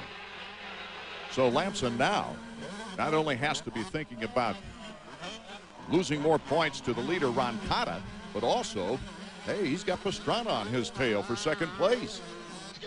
And speaking of Pastrana, number 199's in a battle for second place right now with Casey Johnson. Cutting to the inside, Pastrana moves into second. Tane is in front of him in the lead, and that's Sellards in fourth. So Travis Pastrana moving quickly up into second place. Travis just coming off a second place overall at Redbud. Looks like Pastrana's picking some good lines. You know, he's riding real relaxed, real smooth, not letting the bumps bounce him around. And all the other riders are kind of holding on a little tight, not just flowing with the track. And, that's what good Pastrana. That's how good Pastrana is. And Debbie, his mother, encouraging him on. Talk about stress. He looks stressed out at that one. Having a kid like that can jump like that, I'd be real stressed out. Well, since the 10th place overall at Sacramento, he's done extremely well getting back into the points chase. Here's Casey Johnson now trying to hold off Brock Sellards, and this is for third. Casey with an outstanding start. We'll see if he can hold on, and that's Roncada behind Brock Sellards. So Roncada, after that slip and slide start off the cement, is back into the action. Yamaha Troy's Eric Kehoe is back to us. He's the team leader. He's done a heck of a job with this support team. Yeah, here comes Roncada. You know, he knows the track. He's riding. He's getting momentum from the first moto, so I expect him to come up through the pack really quickly. Eric Kehoe told me in yesterday's practice that, you know, the crew under the tent gets more nervous than Stefan. Stefan is just kind of a cool hand Luke. Yeah, all my time hanging out with Stefan, it just seems like just happy-go-lucky, you know, just whatever happens and just goes with it. It seems like he's having a lot of fun right now, and that's the most important part of racing a motorcycle or anything you do. If you're not having fun, you shouldn't be out there, and the results are going to show. That's another thing Kehoe told me. He says this guy doesn't like to work out and practice if he's not having fun, and that's been the real value of his new trainer, Alan Gerke, who was a neighbor friend who works out with him, and they're having a lot more fun out of it. Yeah, if you're not having fun, you know, working out just comes a chore, and it can't become a chore. You got to want to do it. And you can't just go through the motions, you know, because each time you go through the motions, you're not improving. So you got to want to go out there and run and bicycle and ride your motorcycle to make improvements. Casey Johnson, Stefan Roncada, Yamaha Troy riders battling it out for third right now. Our leader continues to be KTM's Roderick Tane. A young Frenchman doing a fine job. KTM has one national 125 victory this year. That was Kelly Smith. Let's go to Davey. Ryan, you guys are leading the national moto. Yeah, we rode good that first moto. We came from dead last. He was starting his bike on the line, so I know he's got some speed. I just hope he's not thinking too much out there, just riding.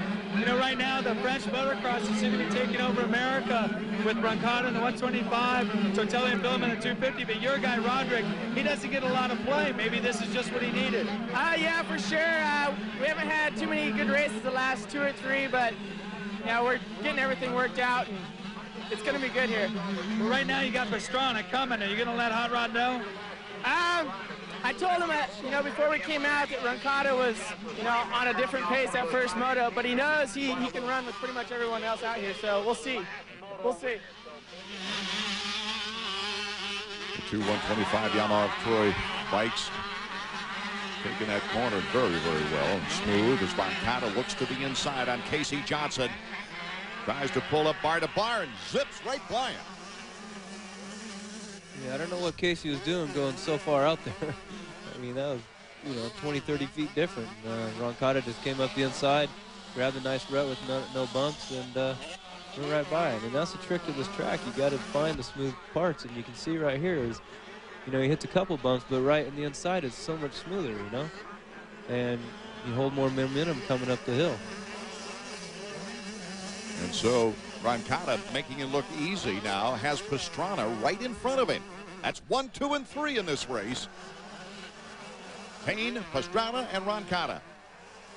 That just shows how fast Roncada's going, because Pastrana, he's a fast rider, and Roncada caught him like he was on a different track. So we'll see if he can get around him and pull away, and then that'll prove it. Be interesting to see what Travis Pastrana's reaction is going to be. Probably he had a lot of fun, I can imagine. Roncada following the same line as Pastrana. Now goes up a little bit more on the right edge than Pastrana going up that hill. Payne starting to pull a little bit away from the two now as they're getting concerned about one another. Taking the inside cut. Does he have the power? Bar to bar, the two are going at it now. Who's going to give way? Oh, Pastrana has the inside berm, and now Roncada tries to the outside. Oh, great racing here at Unadilla in our second moto of 125s.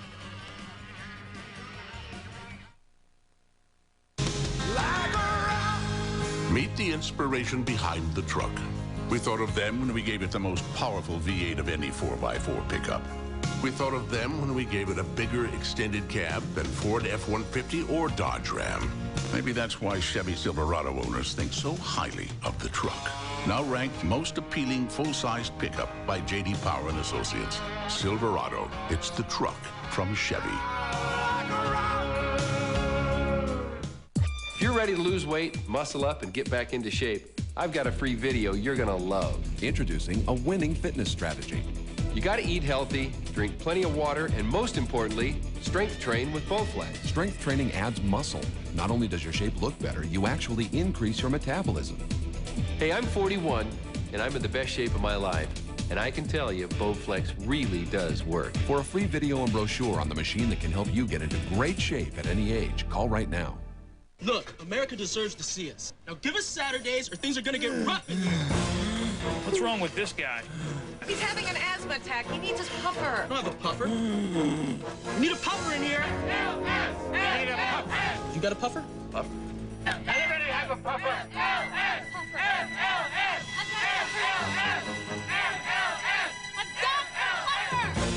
MLS Soccer Saturday. Columbus, New England. Saturday at 7 on ESPN2.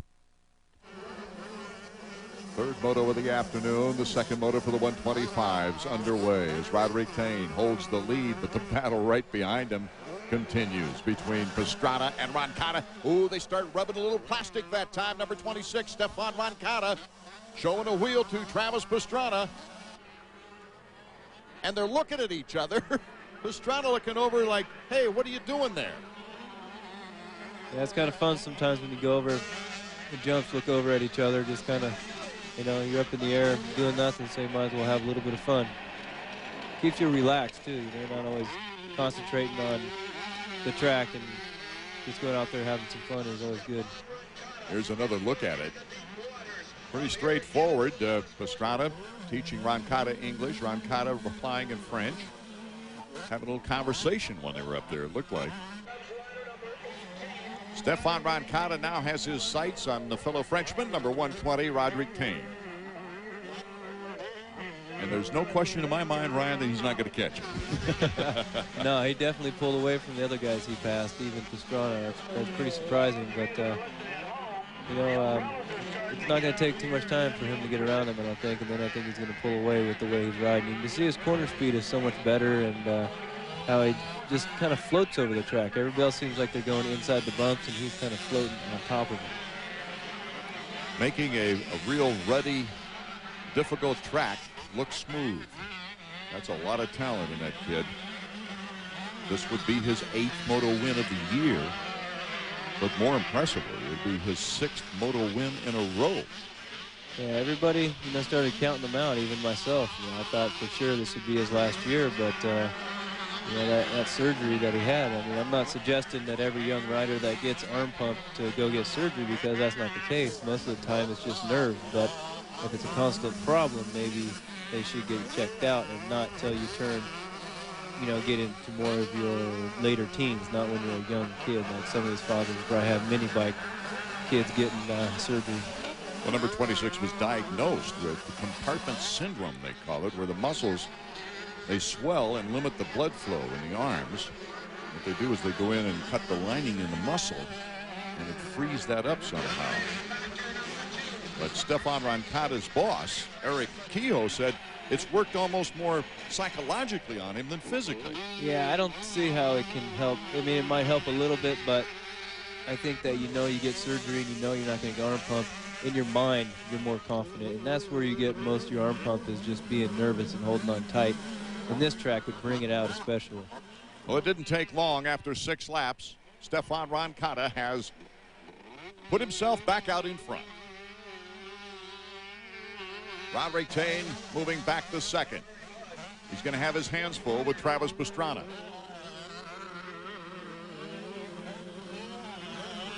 It looks like the track is just getting better and better as the day goes on, Ryan. Yeah, it looks like it's drying out, you know, with all these bikes going around it, and you know, it looks like a little sun or maybe some wind. It starts to dry out, and the lines get a little bit better, a little bit more consistent. You start seeing a lot of rocks popping up through there. They become almost like ballistic missiles. Yeah, they're getting down through the soft stuff into the hard stuff now. Roncada and Tane 1 and 2, with Travis Pastrana in third. Casey Johnson and Sellards battling for fourth, and then number 711, Talon Bolin, in 6th place. Can Roncada hold on to keep his string alive? We'll be right back to find out.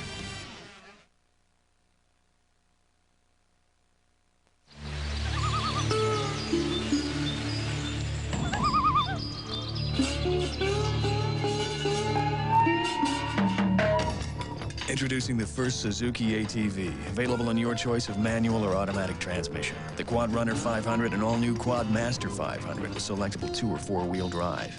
The choice is yours.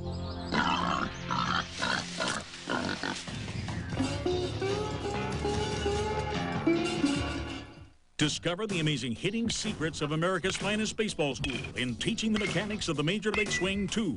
Tommy Mansky's powerful teaching video that features the same revolutionary techniques that have produced baseball world's back-to-back-to-back AAU national championship teams. Parents, players, and coaches have been simply amazed at their students' rapid week-by-week improvement. These award-winning techniques benefit players of all ages and ability levels and make a valuable addition to any coach's library and a great gift. At just $29.95, call now.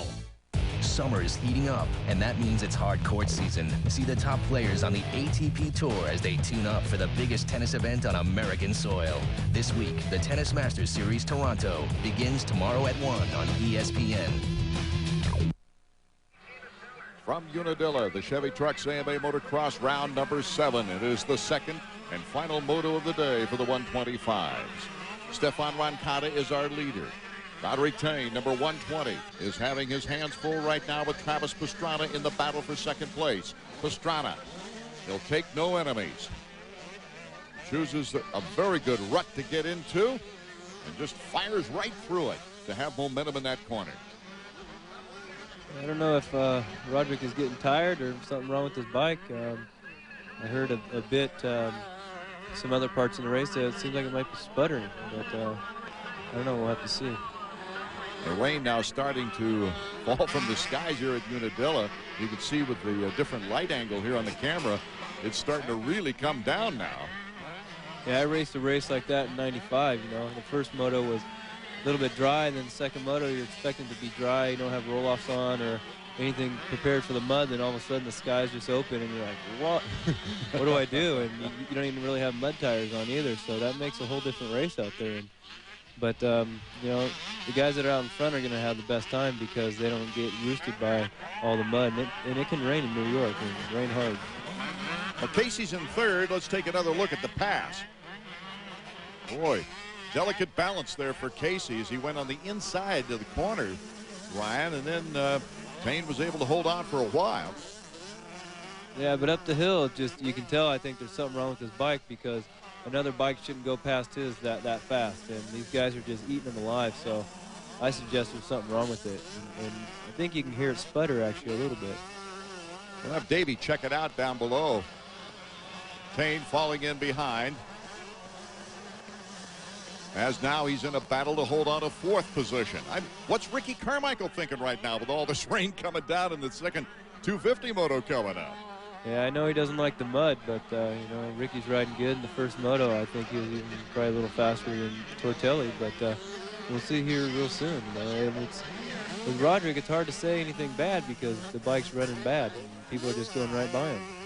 Brian Davey Coombs has confirmed your suspicion. It is the bike problem with Roderick Payne as Stefan Roncada starts his final lap. Get out the broom for the 3rd straight time. 6 motos straight. That's telling everybody you're fast and you're in shape and you want to win the championship. And like I say again, that really surprised me. I never thought that he would do it, but he's doing it in convincing order right there with the thumbs up. That shows everybody that he's confident. Well, finishing once again in front of Pastrana and Lampton having his problems. Steve Lampson having his problems today. Yeah, I thought he'd do a lot better on this track, you know, because Steve is tough and he's raced here a few times, but you know, just you can't control some things. Maybe he just had some bad luck, people running into him, or just a bad day. But I expect that Steve will be back hard the next couple of races. Roncada came into this race with a 31-point lead.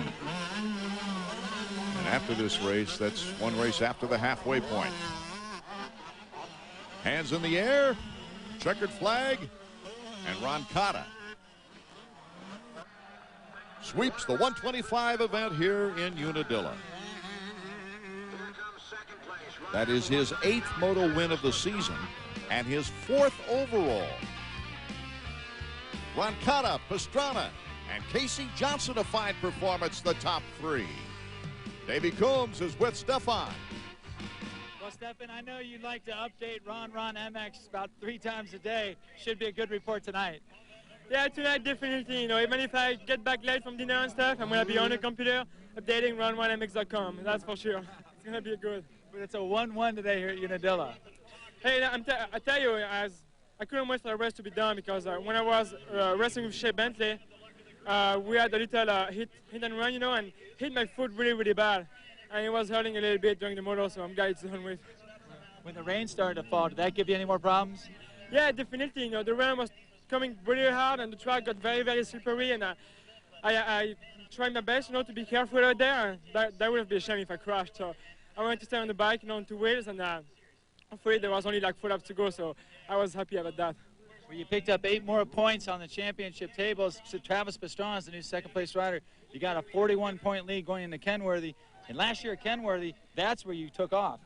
Yeah, I definitely took off last year over there with a win, and I think I can do really good over there this year, you know, also. And we'll see if it's very hot or if it's cold. It doesn't matter to me. I'm used to the heat now, so should be a good race over there. It's a very good track also.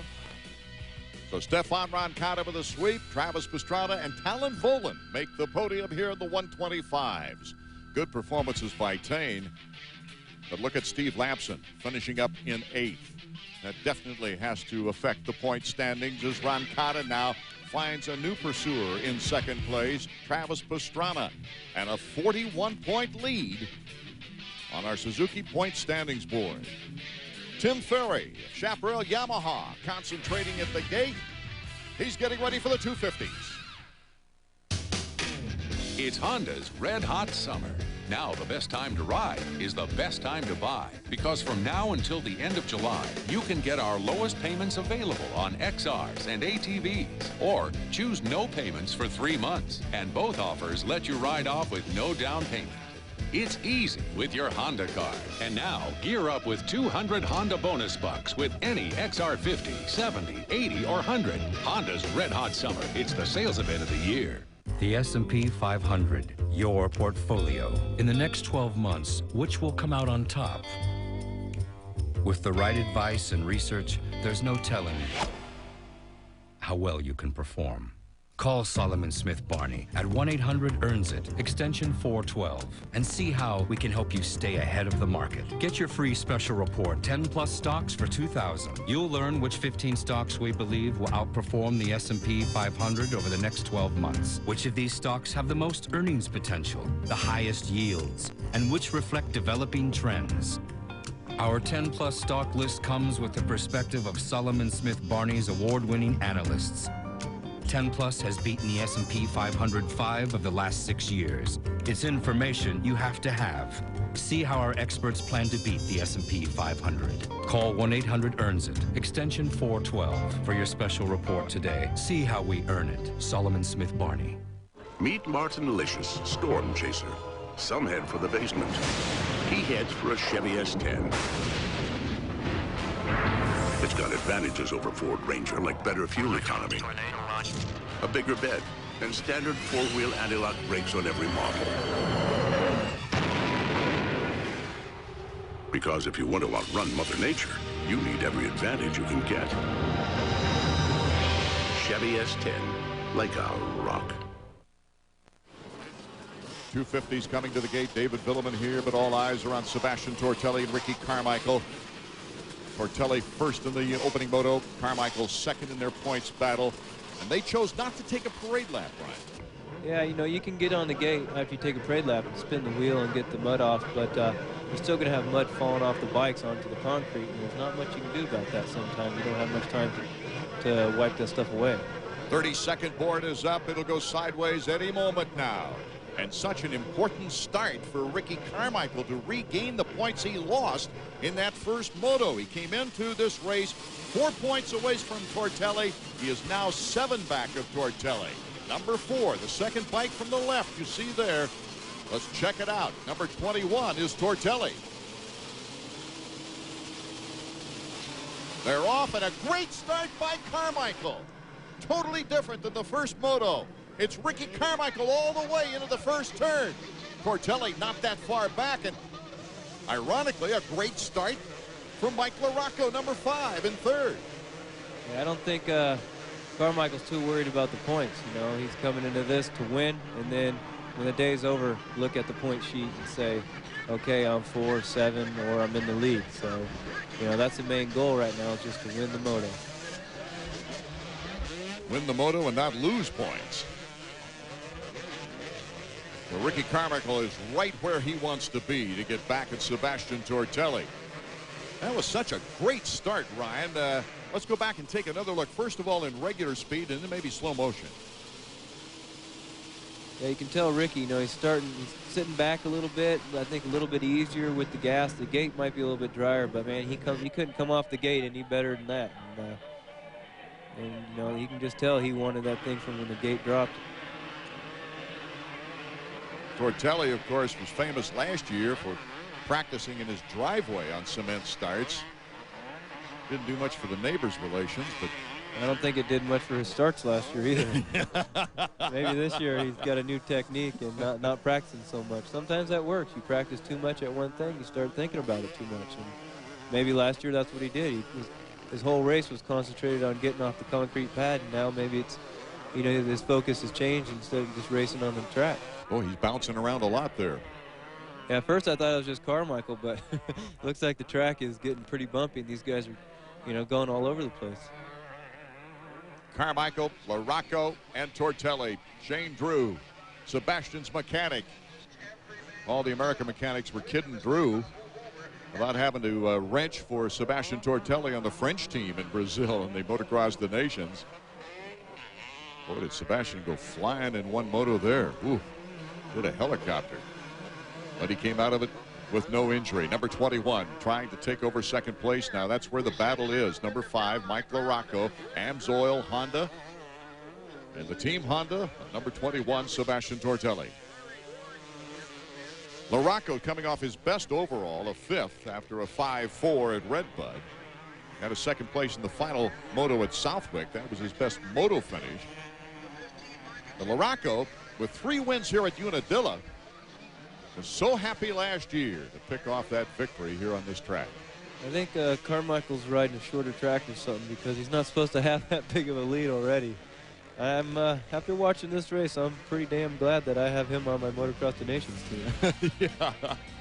He's not even in the picture as we take a look at second and third, LaRocco and Tortelli. Back in a moment. One price buying only at Templeton Dodge Olds in Tysons. If you've got a family, you need a caravan to take them to soccer, swimming, or summer vacation. And choosing your caravan from Templeton is easy. That's right. Pick the caravan you want and get $1,500 to $2,000 cash back. Plus, we'll beat any competitor's price or we'll pay you $1,000. Get your family in the caravan you want from Templeton. One price buying. No one else has it. Templeton Dodge Olds in Tysons. Over 1 million stomachs have gotten tighter with 8-minute abs. And to celebrate our success, we created 8-minute 2000 total body workout. I went from this flabby spare tire to a washboard stomach. Thanks, 8-minute abs. We've combined 8-minute abs, arms, legs, and 8-minute buns in a super intense 8-minute workout for only $19.95. Flatten those abs, shape those buns, and tone your arms and legs. Call now and we'll include a free $5 rebate. That's right, you get total body workout for only $14.95 with rebate. Call 1-800-257-5700. Dan Patrick here in the ESPN Radio Chopper. Radio marketing is all about promotions. That's why we're blanketing the country with these ESPN radio bats. So tune in, and if you happen to catch one of these bats, enjoy! Today at 3 p.m. Eastern on ESPN, the great outdoor games continue with 2.5 hours of coverage. Small agility dogs attack the course located inside the Olympic Oval in Lake Placid, New York. It's the great outdoor games at 3 p.m. Eastern on ESPN. Kevin Windham fans wondering where he might be after a good start. Well, it was just after that start, as we see on this replay, things just skidded out from underneath him.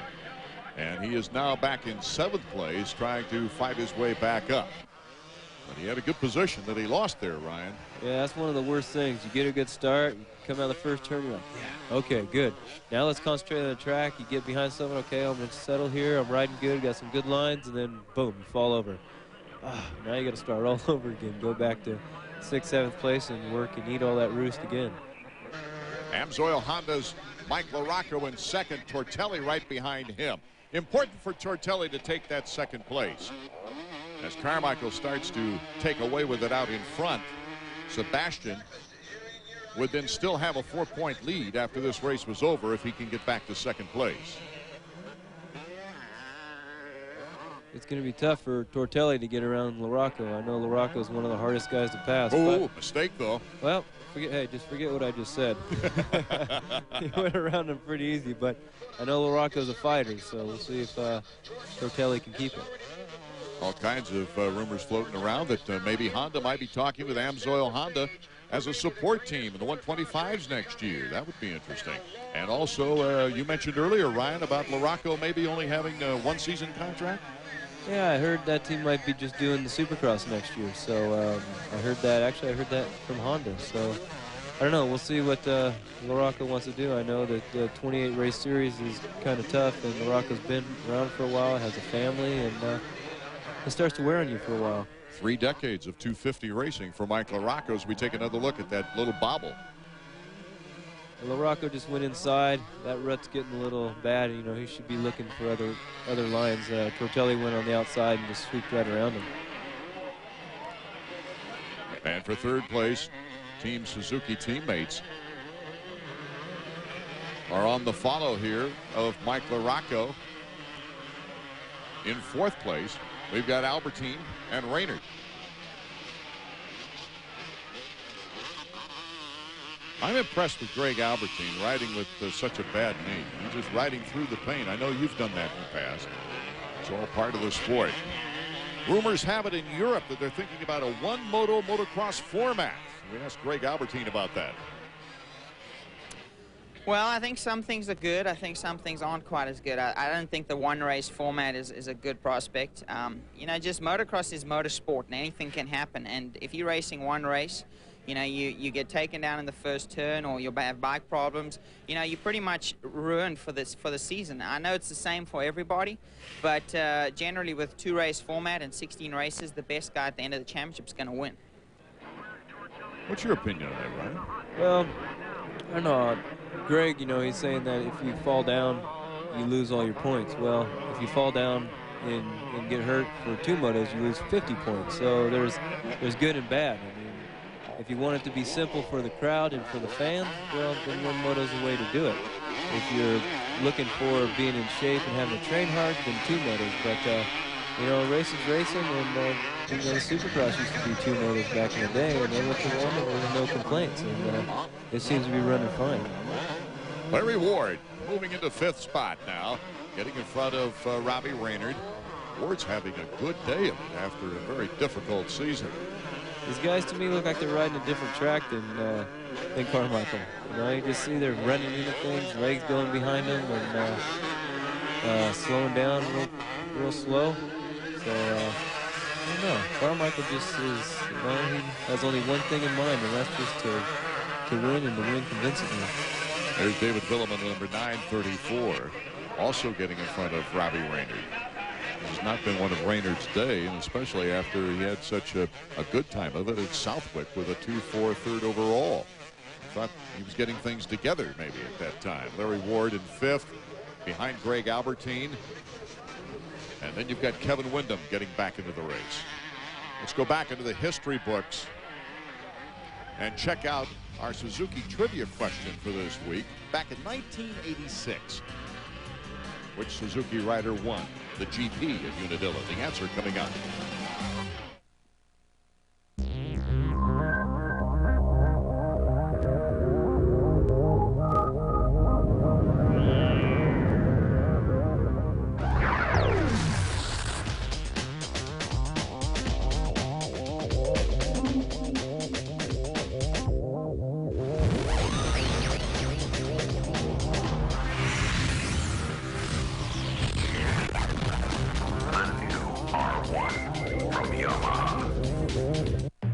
In anticipation of your runaway success as a Wall Street Journal reader, how to blend in with normal people.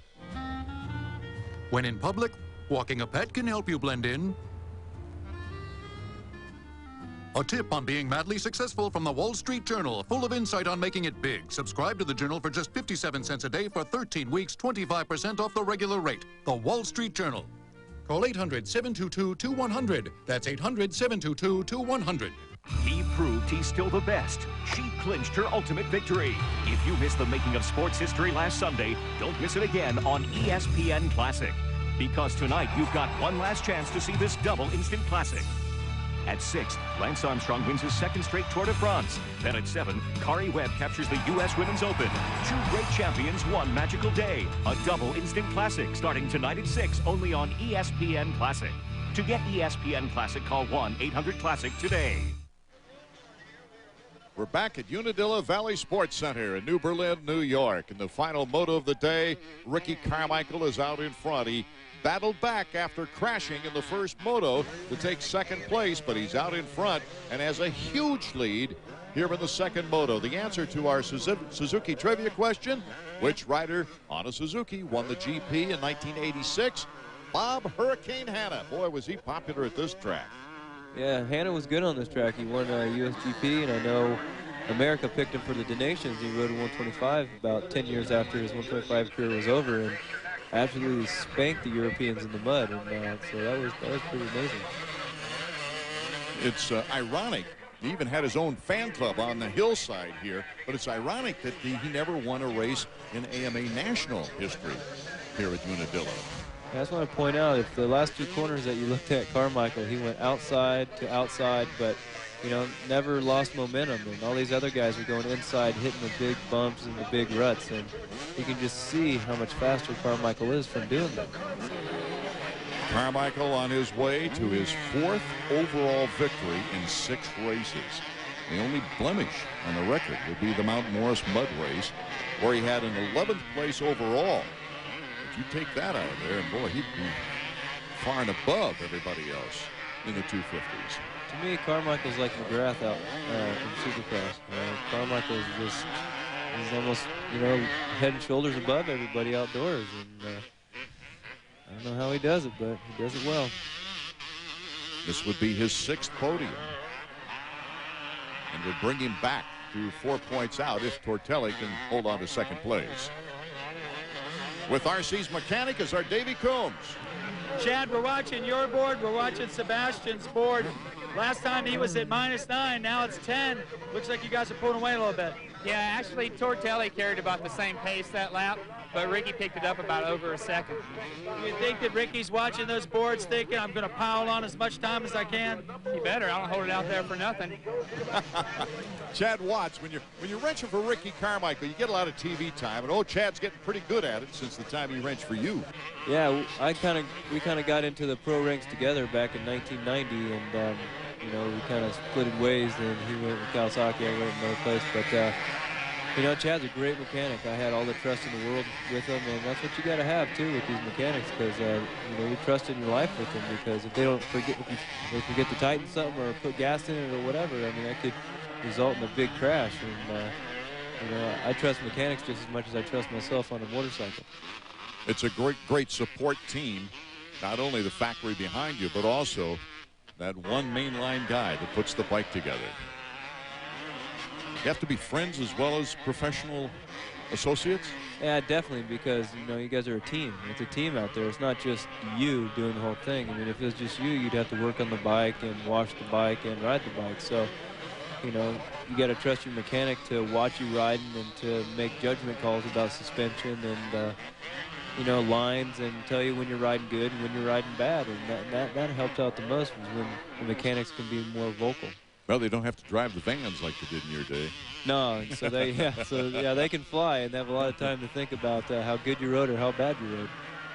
Larry Ward is having one of his better days on the season. Yeah, Larry's had a tough year, but it looks like he's figuring this out a little bit.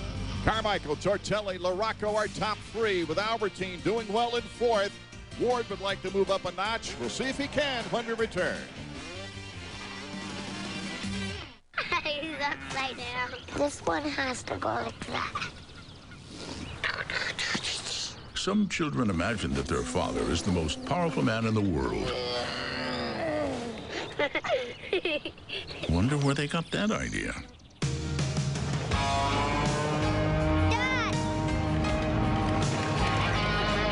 The 300 horsepower Silverado. The truck from Chevrolet. We've taken the soul of the 1985 GSXR, the motorcycle that created the race replica category, and placed it into the newest GSXR.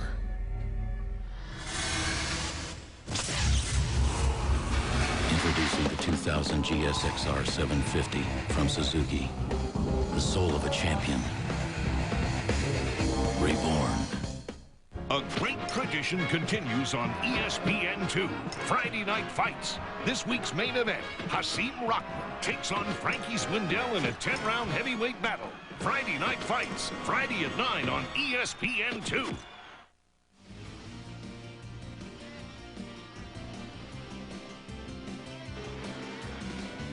The Chevy Trucks AMA Motocross Series is brought to you by Chevrolet Trucks, the most dependable, longest-lasting trucks on the road. And by Honda, the company that defines performance on two wheels. Performance first. And by Suzuki, makers of innovative motorcycles and ATVs. Nearing the end of the second moto for the 250s, and Ricky Carmichael is gunning to capture his fourth overall victory on this year 2000 motocross season. He has a huge lead. I think he could stop and take a drink of some water and get back on the course and still win. Ricky Carmichael has led the most laps this year of any rider on the motocross scene. Coming into this Unadilla track, he'd led 81 laps, which is phenomenal. And of course, he's led every lap of this second moto. He'll just add to that total. The important thing for Ricky Carmichael after this race is over is that he's still only 4 points behind the championship and has Troy, Ohio coming up next. Well, this has got to be an advantage for Ricky Carmichael because it is a more of a man-made track, more Supercross-like. And Carmichael has run well there in the past, whereas Tortelli from Unadilla on hasn't seen these tracks before on a 250. Yeah, that's going to be an advantage for Carmichael. He knows the tracks. He's won practically all of them 3 years straight, so he knows where the bumps are going to be, the new little ruts, and when it gets rough, where to go. So it's going to be an advantage definitely for him. But Tortelli wants to win it bad, so sometimes that doesn't make a difference. I tell you, what I remember about Troy is heat and humidity. Ryan, I don't know about you. I'm sure you remember that well. Oh, it is so hot there. The checkered flag barely got up in time. Ricky Carmichael was so fast he beat the checkers out. And with the 2-1, Ricky Carmichael will take the big trophy home. So Tortelli comes across the line in second. Mike LaRocco in third. A good run for LaRocco. Albertine, Ward, Wyndham, Villeman, Raynard, Dowd, and Ferry. Let's go to Davey. Ricky, I was watching you down the starting gate before the start of the second moto. You didn't do the parade lap. You just sat there and stared at Tortelli. And then it looked like someone shot you out of gun on that whole shot. You were so determined in that moto.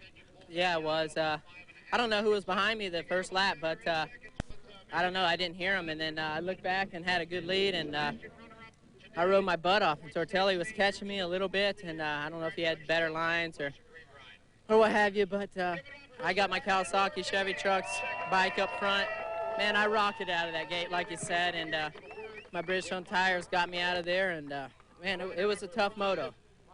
It wasn't as tough as the first moto. You had that crash. If not for that crash, maybe you'd have the points lead again. But as it stands, you come in here, you trade moto wins, still 4 points away. But now, these are all new tracks from Tortelli for here on out. Yeah, and the next 3 tracks are the tracks that I've done really well at, and almost my favorite tracks besides, all the Pennsylvania tracks, and it's going to be good for me.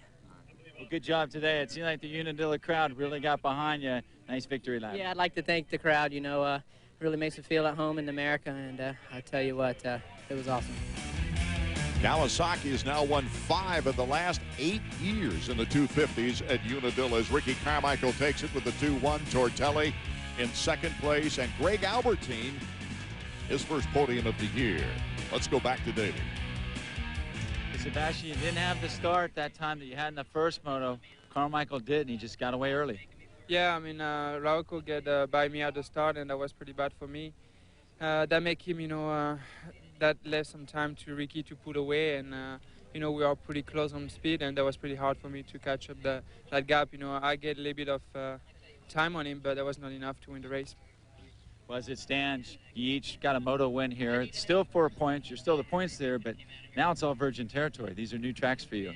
Yeah, that's new tracks, but I'm gonna rise the Amara day on it to make sure I know the track. So get there earlier and try to ride on the track. I know already Millville because I went riding out there, and a couple other ones. So that'd be okay. Actually, I'm pretty consistent, and I can get through all the tracks, so that should be good. I'm not scared about it. Last year I did good, and I don't see any why I won't do good this year.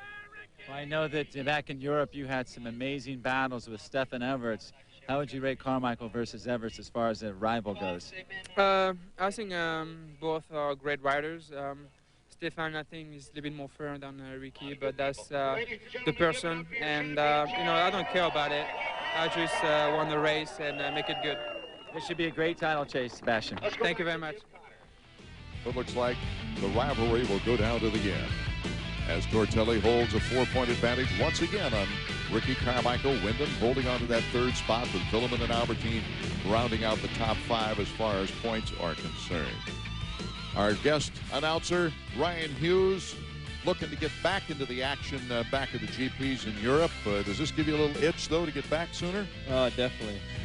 Anytime I watch motocross, it just gets me all fired up and wanting to ride. So, I can't wait to get back on the bike and start doing some real training on it.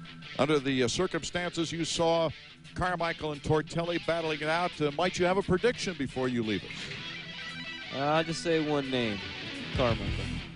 Okay, thanks, Ryan. Art Ekman for Ryan Hughes and Davey Coombs, thanking you for being with us. This has been a presentation of ESPN, the worldwide leader in sports. For more information, log on to ESPN.com, part of the Go Network. Rain forced the cancellation of a flat track round on Saturday, but never fear as Chris Carr slides towards another title this Saturday in Lake Odessa, Michigan.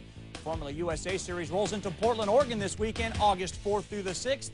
And finally, tomorrow's Motocross Stars unite at Loretta Lynn's Dude Ranch for the 19th running of the Amateur National Championships in Hurricane Mills, Tennessee, August 6th through the 12th.